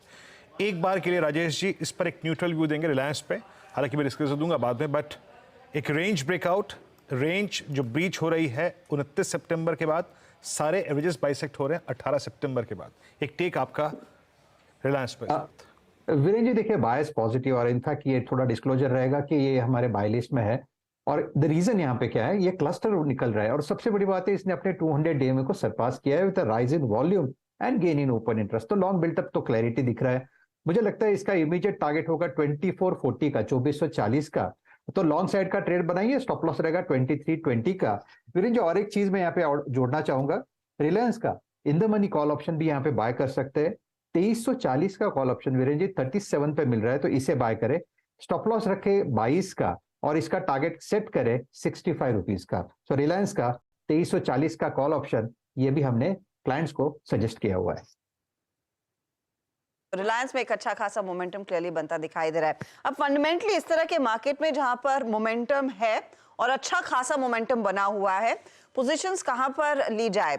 गुरमीत बताइए। पहले तो रिलायंस इंडस्ट्रीज जैसे प्लेयर्स, हम इनफैक्ट आपको याद हो, प्री दिवाली और चर्चा हो रही थी, क्या इस नई रैली में ऋतिक स्टॉक्स काम करेंगे? उसमें तो आर रिलायंस ही है। नहीं, बिल्कुल, और काफी ओवरड्यू है मुझे लगता है। दोनों रिलायंस और एचडीएफसी बैंक का कंबाइंड वेट 25% से ऊपर है इंडेक्स में, तो ओवरड्यू है। मुझे भी लगता है कुछ हद तक आईटी भी कंट्रीब्यूट करेगा। जैसे ही इंटरेस्ट रेट्स पे बाजार का और फॉर्म व्यू बनेगा कि पीक हो गया है, यील्ड्स गिरेंगी, आपको थोड़ा रब ऑफ दिखेगा नैस्डैक से, इंडियन आईटी कंपनी से भी, क्योंकि आपने देखा होगा कि डील विंस हो रहे हैं, एग्जीक्यूशन जो हो रहा है थोड़ा स्टैगर्ड हो रहा है, और कुछ कंपनीज का ऑन साइट मिक्स भी धीरे धीरे इंप्रूव हो रहा है। तो थोड़ा सिलेक्टिवली मुझे लगता है आईटी भी कंट्रीब्यूट करेगा, उसका भी बड़ा वेटेज है इंडेक्स में। और मैंने पहले भी चर्चा की है कि लार्ज कैप का वैल्यूएशंस ज्यादा अट्रैक्टिव है अभी in the interim versus mid and small cap. तो आप निफ्टी देखेंगे तो 17-18 टाइम्स के मल्टीपल पे है, जिसमें कुछ स्टॉक्स जैसे रिलायंस, एचडीएफसी, पूरा आईटी पैक, एचयूएल, एसबीआई, ये शायद 17,000-17,500 निफ्टी के लेवल पे है। तो रिलेटिव अट्रैक्टिवनेस ज्यादा है, तो मुझे लगता है कि थोड़ा सा आपको टिल्ट होना चाहिए इस तरफ in terms of putting fresh money. जो हम बार बार रियल एस्टेट की बात करते हैं, रियल एस्टेट इंसुलरी की बात करते हैं, एचएफसीज की बात करते हैं, आपने इस मोमेंटम को पिछले एक साल में बहुत अच्छी तरीके से खेला है थ्रू पॉलीकैब, जो कि आप लोगों के पोर्टफोलियो में है, आपके पीएमएस में है भी, मेरे को अच्छी तरह से मालूम है। हालांकि पॉलीकैब बहुत चल चुका है, आपके पास एक इतना बड़ा फ्रैक्शन है उस पोजीशन को होल्ड करने का कि पूछिए मत। But now at DLF at decade high, almost 14 years high पे ट्रेड कर रहा है, over real estate all time high.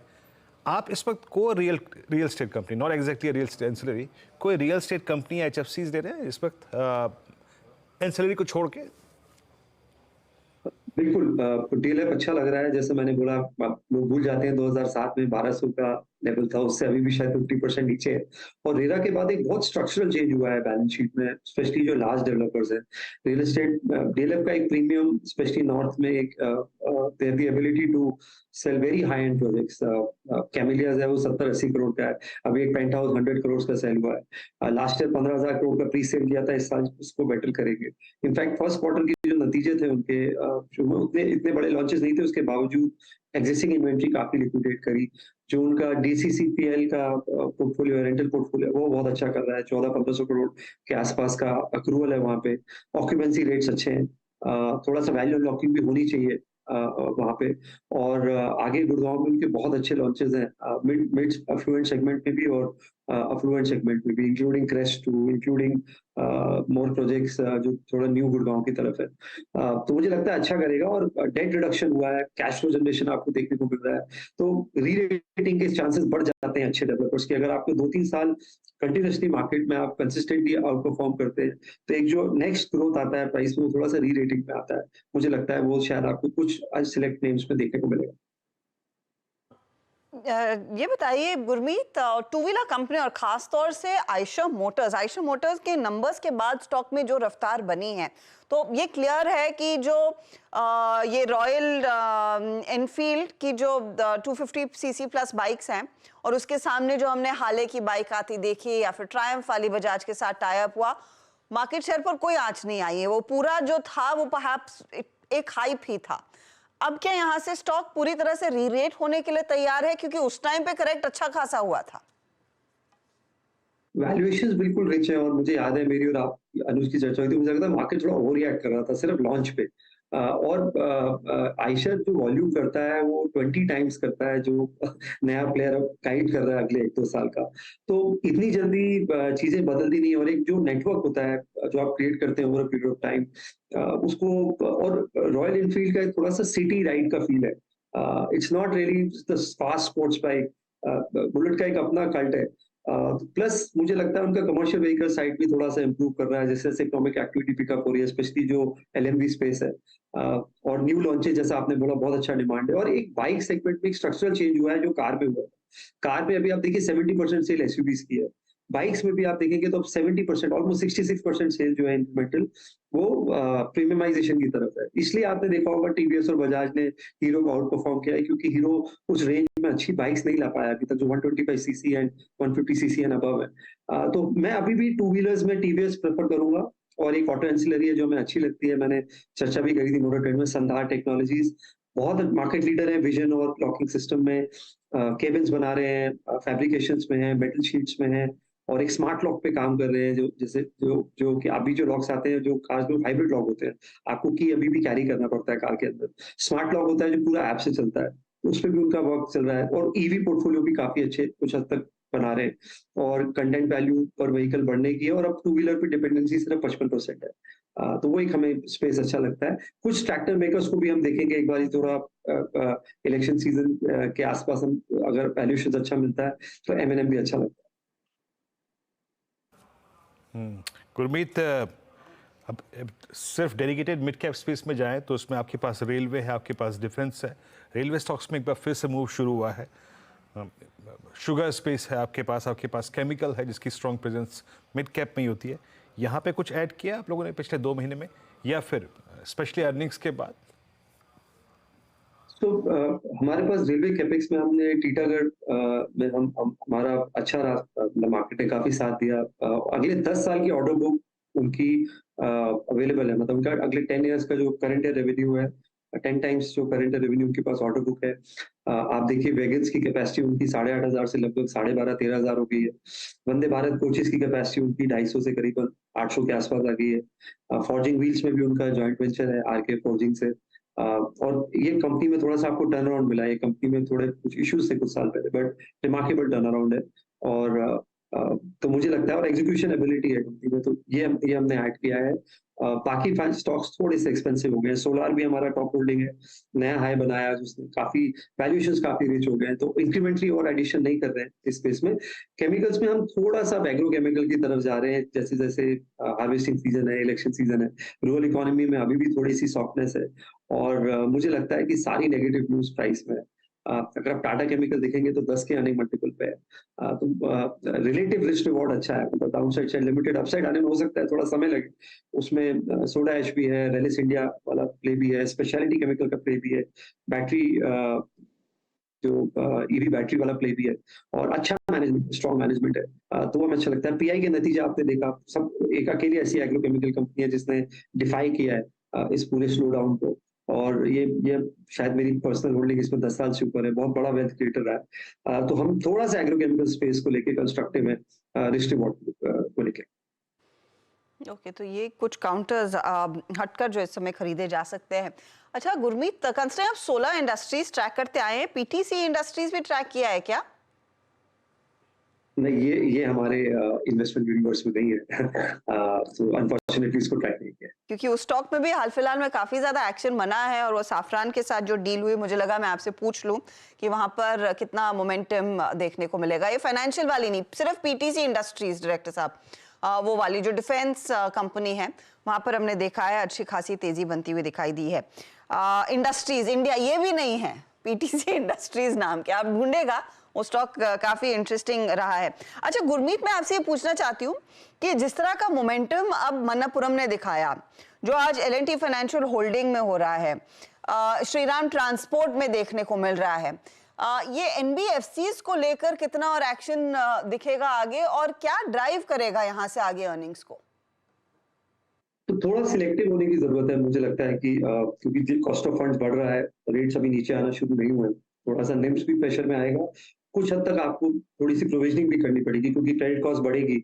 हम ऑलरेडी एक अच्छी साइकिल में, और आरबीआई मुझे लगता है थोड़ा सा कंसर्न्ड है, स्पेशली अनसिक्योर्ड लेंडिंग को लेकर। तो जिस एनबीएफसीज का अनसिक्योर्ड पोर्शन बहुत ज्यादा है और स्मॉल टिकट जाता है, वहां पे हो सकता है आरबीआई थोड़ा सा और टाइटनिंग करे प्रोविजनिंग में, ऐसा मुझे लगता है। रेगुलेटरी इंटरवेंशन आ सकता है, क्योंकि आरबीआई बहुत प्रोएक्टिव है। तो हमें होम फर्स्ट अच्छा लगता है, हमें अफोर्डेबल हाउसिंग अच्छी लगती है। मैंने वीरू से भी बात की, मुझे रियल एस्टेट साइकिल लंबी और स्ट्रक्चरल लगती है। तो होम फर्स्ट में गवर्नमेंट का फोकस है, सरकार सब्सिडी देती है प्रधानमंत्री आवास योजना में, सरफरोशी एक्ट जो है 15 लाख तक है, तो रिकवरी अच्छी होती है। टिकट साइज एवरेज अगर आप देखेंगे अफोर्डेबल हाउसिंग में 10 से 11 लाख होता है। और ओवरऑल उसके अगर आप होम फर्स्ट के अगर आप निम्स देखें, आरओए देखें, बेस्ट इन कैटेगरी है। बहुत अच्छी टीम है, टीम का काफी अच्छा पेडिग्री भी है, तो वो अच्छा लगता है हमें। थोड़ा सा पूना वाला फिनकॉर्प हमें अच्छा लगता है, क्योंकि ओवरऑल क्योंकि जो डिजिटल फोकस है और क्रेडिट अंडरराइटिंग है, उसमें हमें कंटिन्यूअस इंप्रूवमेंट देखने को मिल रहा है। पर थोड़ा सा मेरा बायस होगा, मैं शायद बैंक ज्यादा प्रेफर करूंगी एनबीएफसी से, बिकॉज एक तो वैल्यूएशन कंफर्ट है। आपको अगर एचडीएफसी 2 टाइम्स बुक वैल्यू मिलता है, या एक्सिस 2 से कम के बुक वैल्यू मिलता है, या SBI less than book value मिलता है, तो आप क्यों 4-5 टाइम्स या 6 टाइम्स वाली एनबीएफसी को टच करेंगे इस टाइम? गुरमीत, पॉसिबली आखिरी प्रश्न पूछूंगा आपसे यहाँ पे। पहले तो क्या आपके पोर्टफोलियो में कोई, या फिर पीएमएस में कोई एक्सचेंज या ब्रोकिंग हाउस है क्या, या फिर कोई डिपॉजिटरी? और नहीं भी है तो इतने बड़े मूव के बाद आप क्या करते हैं? अपने प्रॉफिट्स को कैश में कन्वर्ट करते हैं या ट्रेल करते हैं? तो एक हमसे थोड़ा सा हमने बीएससी में शायद थोड़ा जल्दी प्रॉफिट बुक कर लिया, मैं एडमिट करूंगा, मुझे लगाना बहुत फास्ट लगा। और तो कई बार क्या होता है, जब स्टॉक बहुत तेजी से ऊपर जाता है, तो आप एज अ आपकी fiduciary responsibility as a portfolio manager. But CDSL हमारी काफी लॉन्ग टर्म होल्डिंग है, अच्छा कर रहा है, और वो थोड़ा एक्चुअली एक तरीके का फिनटेक प्ले है। तो सीडीएसएल हम कंटिन्यू करते हुए करता है। एमसीएस को हम स्टडी कर रहे हैं, स्पेशली जब से ये सॉफ्टवेयर वाला इशू रिजॉल्व हुआ, और कमोडिटी वॉल्यूम्स जो हैं लॉन्ग रन में मुझे लगता है कि एक्सीड कर सकती हैं नॉर्मल मार्केट वॉल्यूम्स को। और तो एमसीएक्स है हमारे रेडार में, हमने कुछ पोर्टफोलियोज में उसको ऐड किया है, स्पेशली जो हमारा स्मॉल मिड कैप पोर्टफोलियो है। और सीडीएसएल हमारा लॉन्ग टर्म होल्डिंग है, ये हम काफी टाइम से, इनफैक्ट पोस्ट आईपीओ के बाद से ही, हम जब 3 डिजिट था तब से होल्ड कर। बहुत बहुत शुक्रिया हमारे लिए समय निकालने के लिए, अपनी राय देने के लिए भी मार्केट पर, और मार्केट के एक्शन पर वापस अगर आप ध्यान दें तो एक हल्का डिप लेने के बाद अब देखिए फिर से अच्छा मोमेंटम 19673 के लेवल्स पर इस समय इंडेक्स ट्रेड करता हुआ, तो रफली अपने डे हाई को फिर अचीव करने की कोशिश में। निफ्टी बैंक में एक पुल बैक आया, 44200 पर वापसी, लेकिन मिड कैप्स है जहां पर जोर और भी तेज हो गया है। करीब 400 अंकों का इजाफा इस समय, पूरा 1% ऊपर मिड कैप इंडेक्स आपको स्क्रीन पर दिखाई देगा। इस घंटे कुछ स्टॉक्स हैं जिनमें हरकत और बढ़ती हुई दिखाई दे रही है। उनमें आप ध्यान दीजिएगा, RVNL जिसका हम जिक्र कर रहे थे, bank of Maharashtra, cash side वाले कुछ काउंटर्स में गिना रही हूँ जहाँ पर अच्छा खासा मोमेंटम देखने को मिला है। चेन्नई पेट्रो में मोमेंटम और जोर पकड़ता हुआ, और सोलर इंडस्ट्रीज का जिक्र अभी अभी गुरमीत कर रहे थे, वो स्टॉक भी करीब 5.25% ऊपर ट्रेड कर रहा है। कैम्स हो, पेटीएम हो, इन सब में अच्छी तेजी इस घंटे। चलिए अब लेते हैं जायजा की डीलिंग रूम में किन क्रिकेट के अलावा किन स्टॉक्स की चर्चा हो रही है, क्योंकि नजरें तो वहीं पर आज देश भर की हैं। यतिन हमारे साथ फिर जुड़ गए। यतिन बताइए किस पर फोकस? देखिए, सबसे पहले बात करें तो बिरला सॉफ्ट और मिड कैप आईटी डीलर्स को लगता है कि जो यूएस के डेटा पॉइंट्स आए हैं वो आईटी स्टॉक्स के लिए बहुत ही ज़्यादा खुशी की बात है और वो आईटी स्टॉक्स में तेजी कर रहे हैं। इनफैक्ट बिरला स्टॉक एक ऐसा स्टॉक है जहां डीलर्स को लगता है मोमेंटम कंटिन्यूड रहेगा। उनको लगता है 610 से लेकर 615 तक के लेवल्स आपको एफएनओ में देखने को मिलने चाहिए। ऑब्वियसली पिछले 15-20 मिनट में स्टॉक में एक छोटा स्पाइक आया है, लेकिन डीलर्स अभी भी होपफुल हैं कि स्टॉक में मोमेंटम बना रहेगा। यहाँ BTST वो ट्रेड करवा रहे हैं और एफएनओ सेगमेंट में देखें तो नवंबर सीरीज में ओपन इंटरेस्ट में 3% का इजाफा स्टॉक फ्यूचर्स में देखने को मिला है, तो यहाँ तेजी के सौदे होते हुए दिखाई पड़ रहे हैं। और दूसरा इंटरेस्टिंग स्पेस जो डीलर्स को लग रहा है वो है ऑयल मार्केटिंग कंपनीज, जहाँ वो HPCL और BPCL में खरीदारी कर रहे हैं। बहुत सारे HNI क्लाइंट्स ने भी एक्सपोजर यहाँ लिया है, ऐसा उनका कहना है। और अगर हम BPCL की स्पेसिफिकली बात करें तो ओपन इंटरेस्ट में यहाँ 5% का इजाफा और फ्रेश लॉन्ग देखने को मिल रहे हैं, और डीलर्स को लगता है यहाँ से भी OMCs में 4 से 5% के फर्दर अप मूव्स देखने को मिल सकते हैं। बिरला सॉफ्ट जब सब पिट रहा था आईटी, तो क्या अंडर परफॉर्मिंग स्टॉक था, सबसे ज़्यादा मेरे ख्याल से लार्ज कैप मिड कैप में पिटने वाला स्टॉक, और अभी इक्वली स्ट्रॉन्ग कमबैक करता हुआ वो 250-300 के रीजन से डबल हो गया लिटरली ये स्टॉक। इस तरह का स्ट्रॉन्ग एक्यूमुलेशन और बाइंग आज भी दिन के हाइस पर 5% के आसपास का उछाल। ये देखिए बिरला सॉफ्ट की तस्वीर जिसकी सबसे तगड़ी पिटाई हुई थी। गावा सर, ये बिरला सॉफ्ट बहुत स्ट्रॉन्ग मोमेंटम पकड़ लिया स्टॉक ने। बिल्कुल, ये सबसे पहले डिस्क्लोजर, ये मैंने स्टॉक सुबह रिकमेंड किया मेरे क्लाइंट्स को।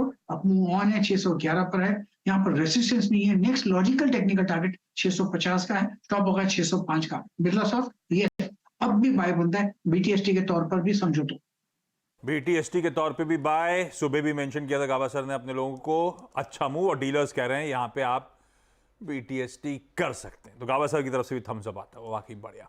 गौरांग सर, ये OMCs, एक डर था कि वो इलेक्शन पीरियड में हो सकता है कुछ स्ट्रेस, कुछ स्ट्रेन लेना पड़े, ऐसा कुछ announcement as a consumer sadly आया नहीं, तो उसका एक रिलीफ प्ले आउट हो रहा है। लेकिन बाकी वैल्यूएशंस मतलब गजब की। BPCL तो मेरे ख्याल से 3 टाइम्स पे ट्रेड करता हुआ। क्या करना चाहिए इन स्टॉक्स में? आप लोग एक्यूमुलेट कर रहे हो कि HP, BP, IOC में से कोई भी?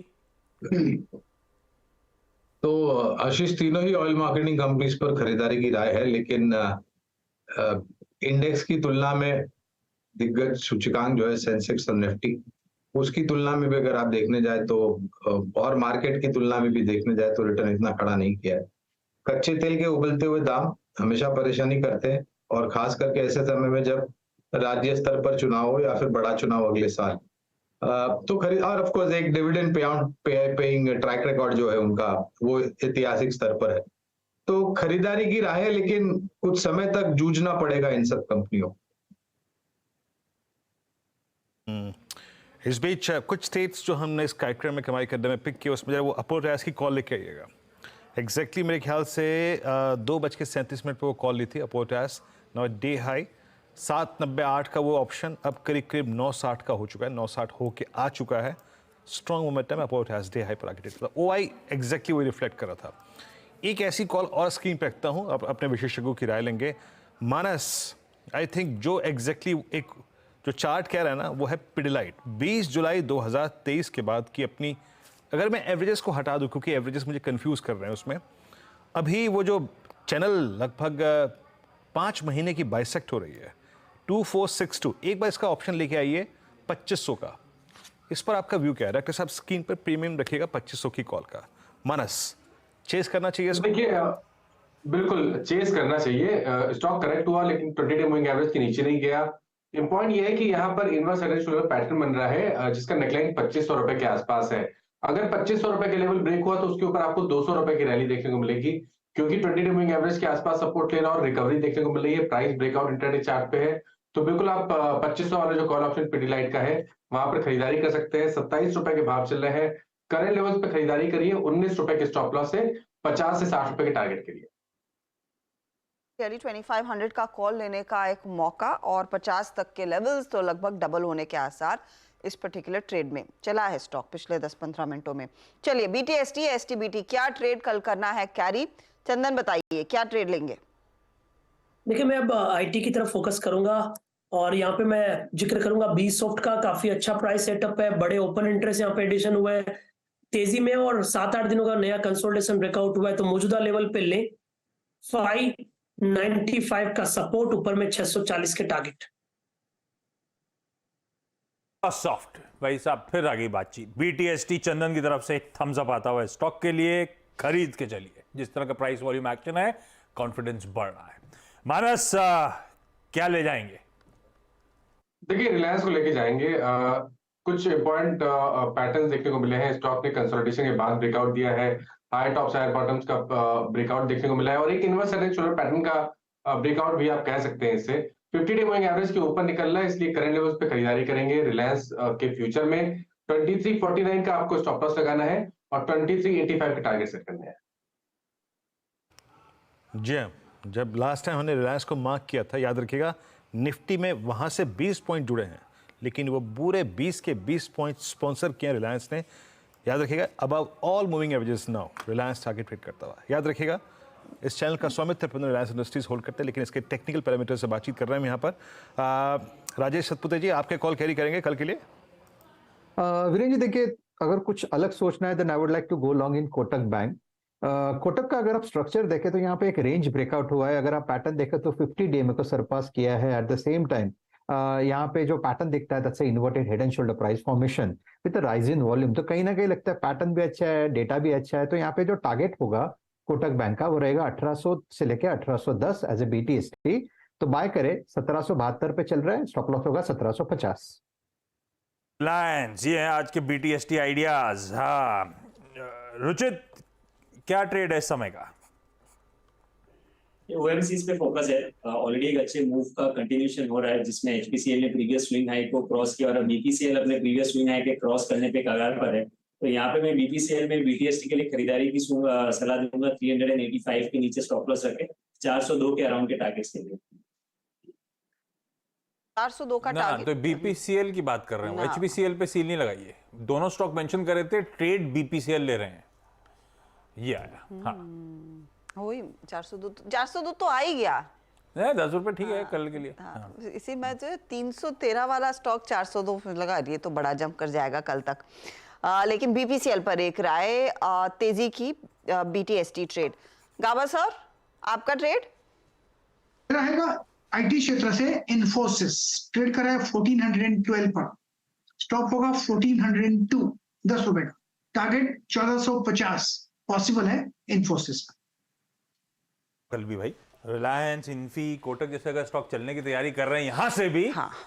तो बढ़िया सेटअप है भाई साहब बाजार का, ये ध्यान रखिएगा। गौरांग सर, कोई जाते जाते एक्यूमुलेट करने वाला मामला? जाते जाते एक्यूमुलेट करने के लिए मैं एक 5 दिन या हफ्ते 10 दिन के लिए मेरे ख्याल से, हालांकि इस शेयर के ऊपर लंबी अवधि के लिए राय है हमारी, टाटा मोटर्स का मैं जिक्र कर रहा हूं और ये मैं जोड़ रहा हूं टाटा टेक्नोलॉजीज के IPO को लेकर के, जो बहुत जल्द आने वाला है और काफी अच्छी मात्रा में हिस्सेदारी टाटा मोटर्स की है टाटा टेक्नोलॉजीज को लेकर के। और हालांकि हमें मूल्यांकन को लेकर के अभी तक स्पष्टीकरण नहीं है और जिस मुकाम पर भी खड़ा है टाटा मोटर का शेयर 670 के पार, एक बहुत ही इंटरेस्टिंग अपॉर्चुनिटी हमें लग रही है to couple it with Tata technologies के IPO को लेकर। टेक्नोलॉजीज, इसी नवंबर के महीने में वो IPO आने वाला है। रखिए टाटा मोटर्स को रडार पे, अच्छे मूव रह के डिलीवर करता हो। आज भी 3% का उछाल। मेरे ख्याल से इसकी रिकॉर्ड डेट 13 तारीख की थी, 22 को आ रहा है। 13 की रिकॉर्ड डेट थी शायद। टाटा मोटर्स के पास जिनके पास शेयर्स थे उनके लिए है, टाटा टेक का शेयर आएंगे उनके पास। खैर ये हो गए सारे के सारे आज बढ़िया आइडियाज। क्या क्या ले जाना है? बिरला सॉफ्ट, रिलायंस, कोटक, बीपीसीएल, इंफोसिस, सब पे बीटीएसटी का कॉल एक्सपर्ट्स की तरफ से आता हुआ। चंदन, राजस्थान में लग रहे हो आप, वापसी कब की है? दिवाली के लिए गए थे क्या? आशीष जी राजस्थान में है, दिवाली हो गई और अब यहाँ पे हमारा भी क्रिकेट टूर्नामेंट चल रहा है, तो मैंने ट्वीट किए बहुत शानदार फोटोज। तो बस टूर्नामेंट का आज पहला दिन है, 2 दिन और टूर्नामेंट हो जाए उसके बाद आएंगे, तो वीकेंड पे वापस आपको मुंबई मिलेंगे। और मुझे मालूम है जब मैं मुंबई का बोलूंगा तो आप कचौरी घेवर का बोलेंगे, तो आपके बोले बिना ही मैंने सामने सोच से रखा है। बोल रहा हूँ कि मैं पिछली बार अपन लोग की बातचीत होनी थी आपसे, फिर शो ही खत्म हो गया। तो मिर्ची वड़ा और वो क्रीम डाल के क्या होता है वो, घेवर, घेवर। ओहो गजब होता है चंदन जो वहां से लेकर आते हैं।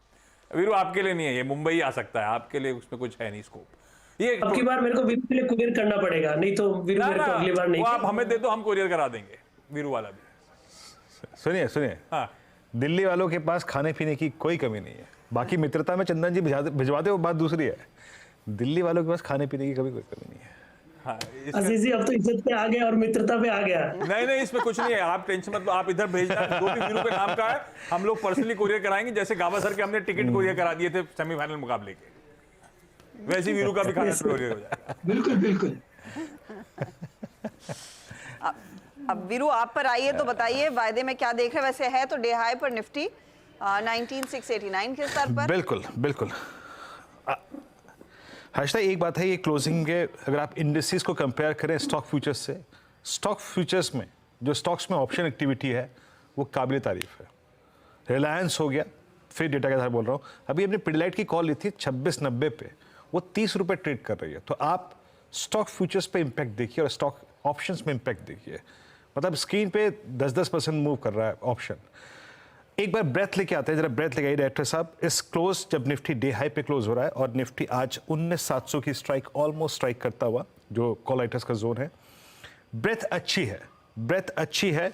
एंड थैंक्स टू रिलायंस जिसने आखिरी के आधे घंटे में कंट्रीब्यूट करके हमें 19,700 के कॉलाइटर के पास प्लस कर दिया। 94 लॉन्ग्स, 59 यहाँ पे आपकी स्क्रीन पे शॉर्ट कवरिंग है, शॉर्ट 25 और लॉन्ग अनवाइंडिंग, यानी प्रॉफिट्स को कैश में कन्वर्ट करने की टेंडेंसी, वो फीलिंग नहीं है। That's good.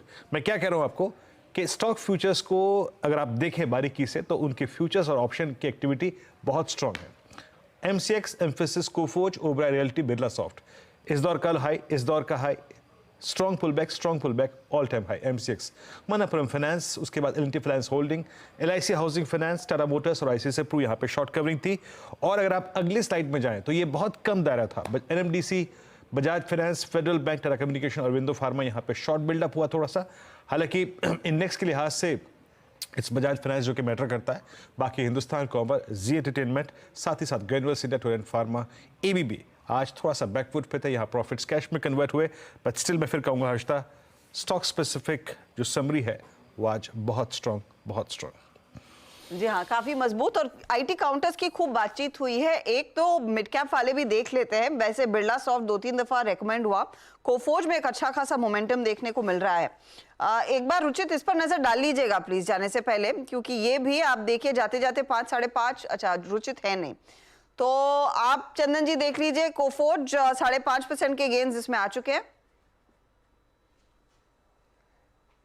बिल्कुल, देखिए बीसॉफ्ट मैंने यहाँ पे रिकमेंड किया था और अच्छा खासा मूवमेंट है। कोफोर्ज भी अच्छा लग रहा है, यहाँ पे कंसोलिडेशन ब्रेकआउट हुआ है पिछले 2-3 दिनों से, ये रेडार पे जब से इसका डेटा सेटअप चेंज हुआ है। तो मेरे हिसाब से अभी भी मूवमेंट को प्ले कीजिए।